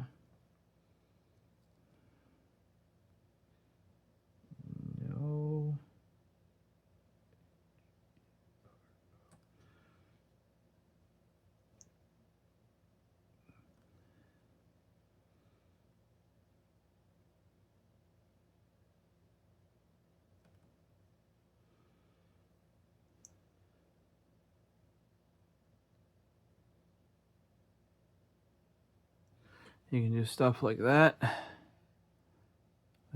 Not hero. Not hero. No, that's not going to last very well, but all I want to do is make sure it doesn't get messed. Yeah, this is kind of just an extra one at this point, because that's from my broken one that got returned. I don't need it, but in case I do, or somebody else is like, hey, I had my 703, can't get a new dongle. It's still working. I'll be like, I got you. Yeah, but that's why I label these all on the back, is because Viper V3 Pro White.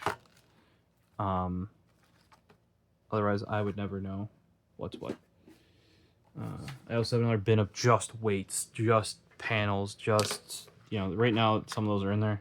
This is a Duracell I'm not going to use because, or as Dank Pods would say, a Durasmell, or that might be AVE. I use the Energizer AAA lithium in the converter.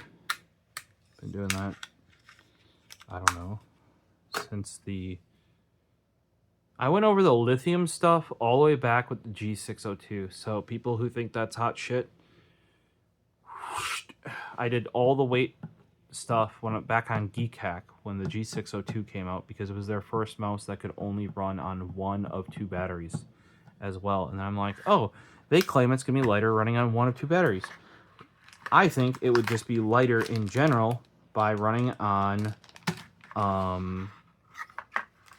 lithium battery instead of 1 of 2 batteries, right? So these keep around if you don't have them. This is the other thing. I wouldn't use the whole thing that came with the Pro mouse. Use one of these. It's just a very basic extension. USB 2. You know, you can just buy yourself an extension cable.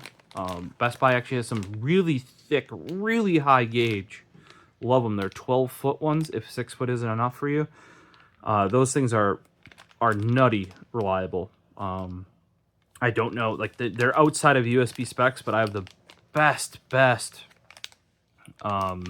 experience with those. I actually bought a couple extra. They changed the end of the connectors to be worse, in my opinion. But yeah, I think there's one hooked up to the Orb Weaver right now, because the Orb Weaver does not like being into a hub. That was one device that, I think because it shows up as like a controller, multiple keyboards, and even a mouse it can do, it freaks out the hubs. So it wants to be plugged right into the Windows. But the cable, oddly, the cable that the Orb Weaver comes with, at one point I think it was removable. I don't know why you would want to do that. It's an immovable object. Well, it's not the Tartarus Pro, but either way, it's not long enough. They don't even give you a 6-foot cable on that thing. I think it's 4 foot or something. So you need an extension. I use that really thick Best Buy Insignia one. Works great.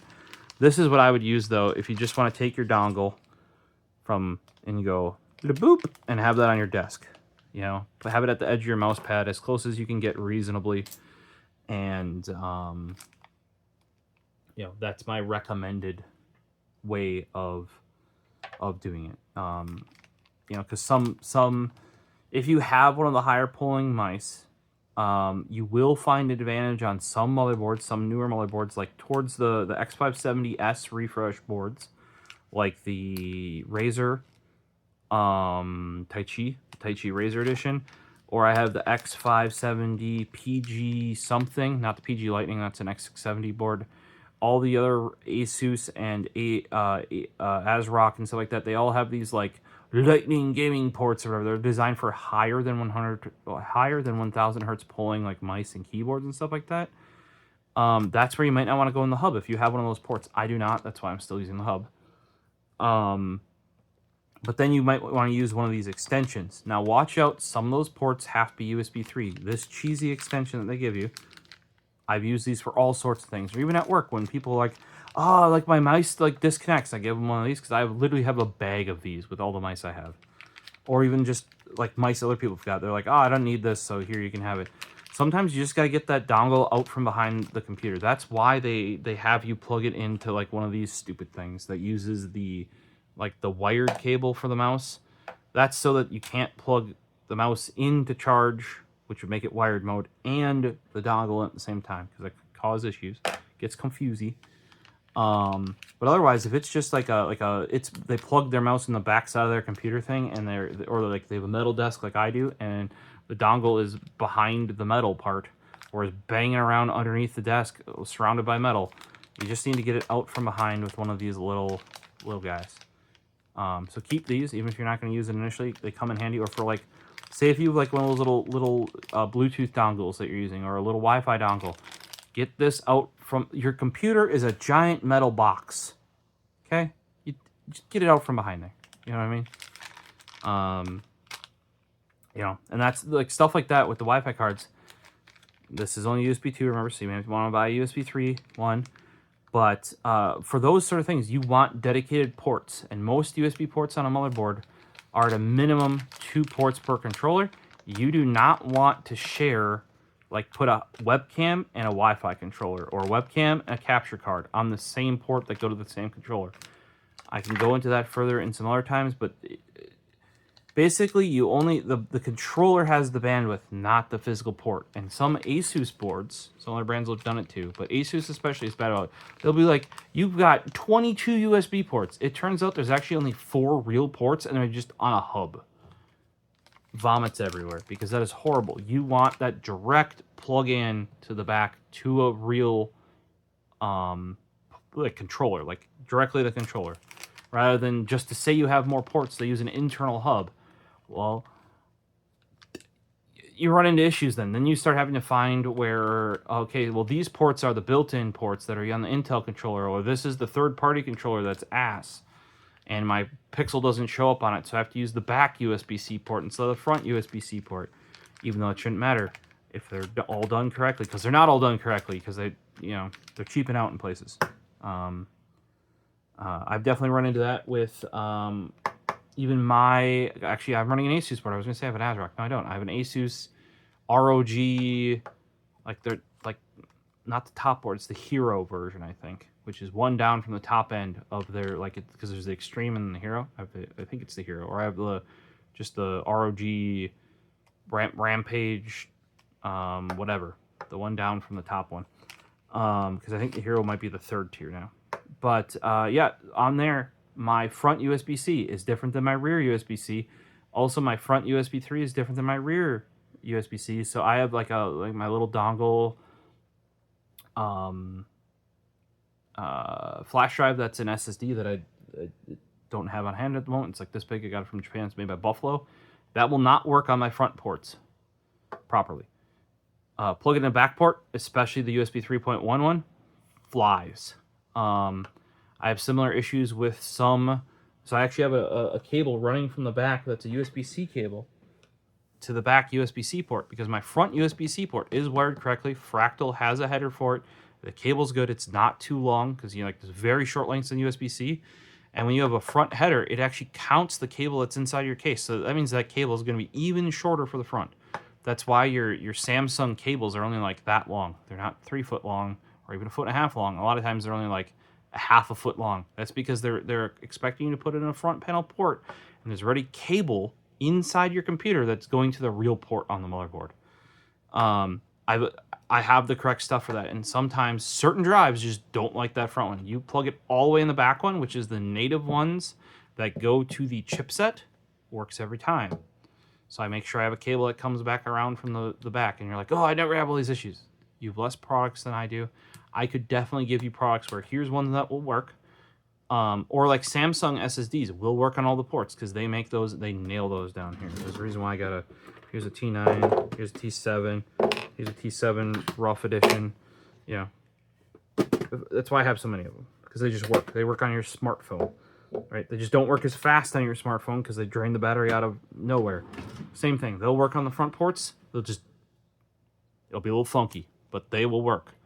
Whereas a lot of the, like, if you custom build yourself a external SSD, it's not so forgiving. You know what I mean? So if you have questions, comments, throw them down below for me about the DEX or the 309 or any of the stuff you saw here. I mean, heck, you guys just saw a brand new G703. That's got to be just as good as the DEX, right? I mean, come on. We've got the Maya X coming, as I said, because I tried the Maya and it was too small. It was like XES size, and I prefer XE size.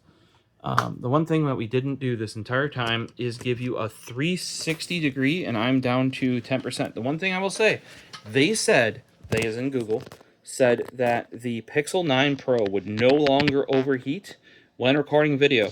I have not overheated. We have been at 2 hours and 12 minutes, because that's how much content you need on this mouse, even though I've been on tangent upon tangent upon tangent. It is not overheated. So they said they fixed it with the Pixel 7 Pro. They did not. I think they might have actually fixed it with the Pixel 9. So you can see that slant I was talking about right there. Right? So here's a 703.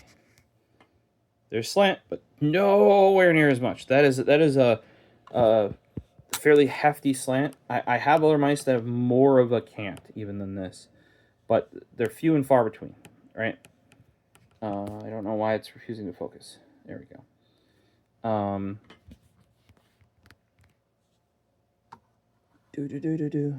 Look at that. You can see how much that butt cuts in there. Then it's flat up front. Like pretty dang vertical flat. You can see where this hump is. It is there, right? Which is a bit abnormal, actually, if you ask me. Like it kind of flattens out actually up here, which is surprising. The butt doesn't get chopped off like it does on the Death Adder V3 Pro. These are better buttons than the 309. I still think they're not as bad as the Death Adder because they actually have a bit of travel. You know, the scroll wheel is so much better than the Superlight original. I don't know about the 2. I guess I don't have that on hand. Maybe once David tries the DEX out, he can bring his Superlight 2 in for comparison. There you go. That's a little bit of a front angle. And you can see how big the front is on this guy. It fully obscures the rear, You know, I mean, it's not actually that wide, but it is a pretty darn wide front. Now you can see the ridge is sharp over here, but there's no lip.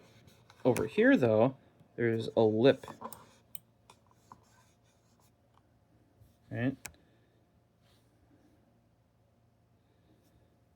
And you can kind of see this cant. See how much, like, this is the peak, slopes down. Okay, for example, 703 does the similar thing. Not to the same degree, though. And I would say that, like I said, the DEX is much more on the butt end of the mouse that the slant is noticeable.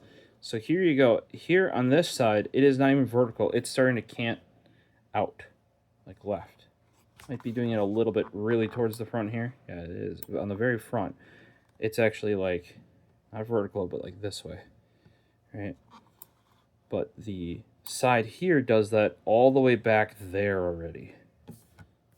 And it's got this ridge with this lip on. Now, if you grip it up further like I showed you, I think you can make use of that ridge. But with my normal grip, you can see how that could be sharp. And that's what I noticed right away. You're getting my first-hand impressions. That's why I call these, like, you know, first look unboxings. You know, it's a bit different. Like, usually I come back around. If there are specific things you guys want to know about this, let me know. And you can see how this swoops out. A lot of other mice would swoop in here, and the top does swoop in up here, but this goes straight back and out. Whereas some would always, they'd go in and then come out, right? So you can see the angle here, how much we're slipping past, and you can see this ridge that I was talking about. You really got to get your ring finger either on or under that ridge. Otherwise, it's very uncomfortable to go over it. Original Death Vetter actually had a similar thing.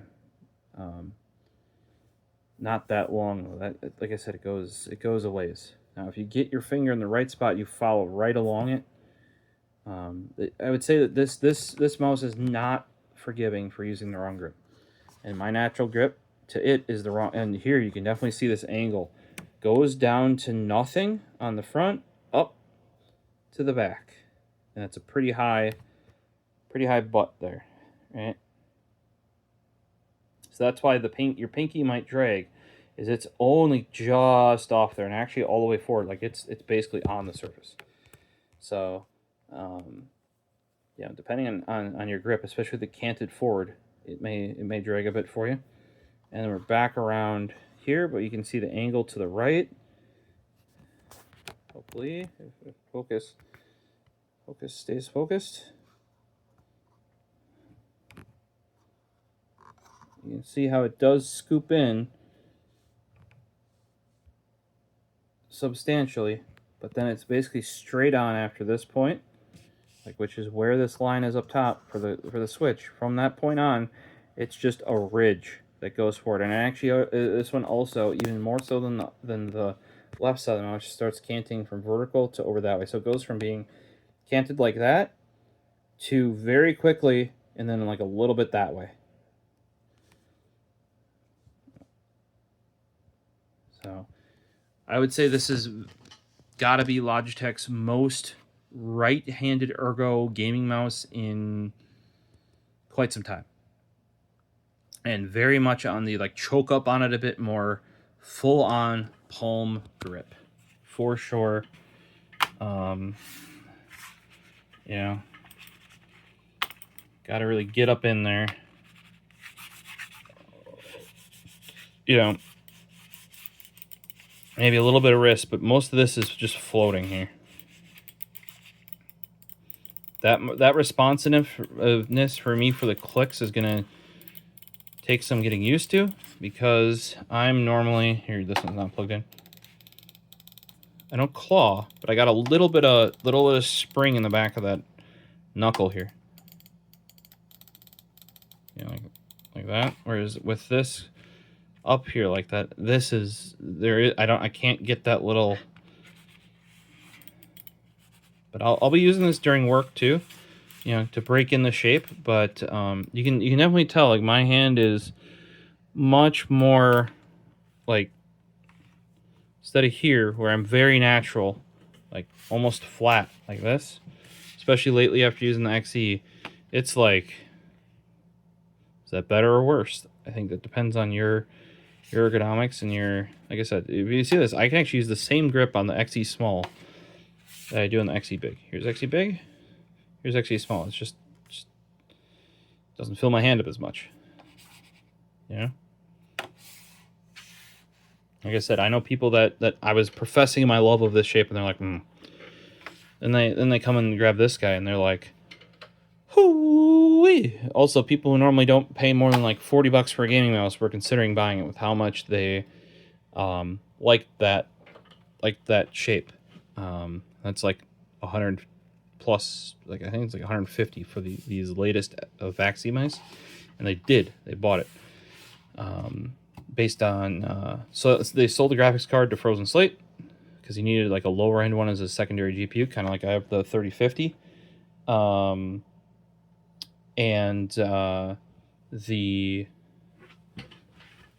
dying. Jack in. Like, that's how long, guys, we ran this thing out of battery. We're at 2 hours and 20 minutes. Good job, Google. We're at 4K 30, I believe, and we haven't overheated at 2 hours and 20. This is what we needed. It's what we needed. But yeah, and then Mooski picked one of these up because he had brought over his Maya and one other one from the same company that makes this, the Lamb Zoo, right? And I was like, oh, that's awesome, because Fanatec's doing their pre-order for the Maya, and it turns out they also had the Maya X, which is the bigger one. And the Maya is this size, and he went home and bought the Botan limited edition version of the XES because that was like a gray color that was out. And I was like, oh, since I liked the Maya but was a little small, I went with the Maya X because I prefer this bigger guy. Now, if this thing could adopt these side buttons right there and maybe some of the stuff down there, eventually it will, I'll get an orange one of these guys, or maybe a different color. So I got an orange wired one, but it's kind of with the scroll wheel lately. And I meant to get an orange one of those, but I already had the orange wired one, so I was like, But let me know what color. Like, say once this guy gets replaced, once I put the guts of this in there, what color? But this guy, like I said, like, I want to be here, you know, or here even, and then and you want to be like real choked up on it, at least for my grip style. And it much more locks it in. Like, there isn't any, a lot of times when I'm doing like this, I got a little bit of in and out with my hand there. Even on the bigger XE, I got a little bit of, you know, Viper even, just this guy, I gotta get my knuckles past that ridge. This is a true palm mouse. No argument there. So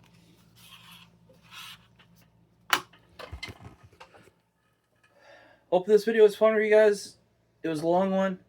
We'll see if how much we can get it cut down, but I had fun going through all these comparative, like, what are the competitors, in my opinion, that I actually, and I had a lot of them on hand, because this is a style of mouse that I run.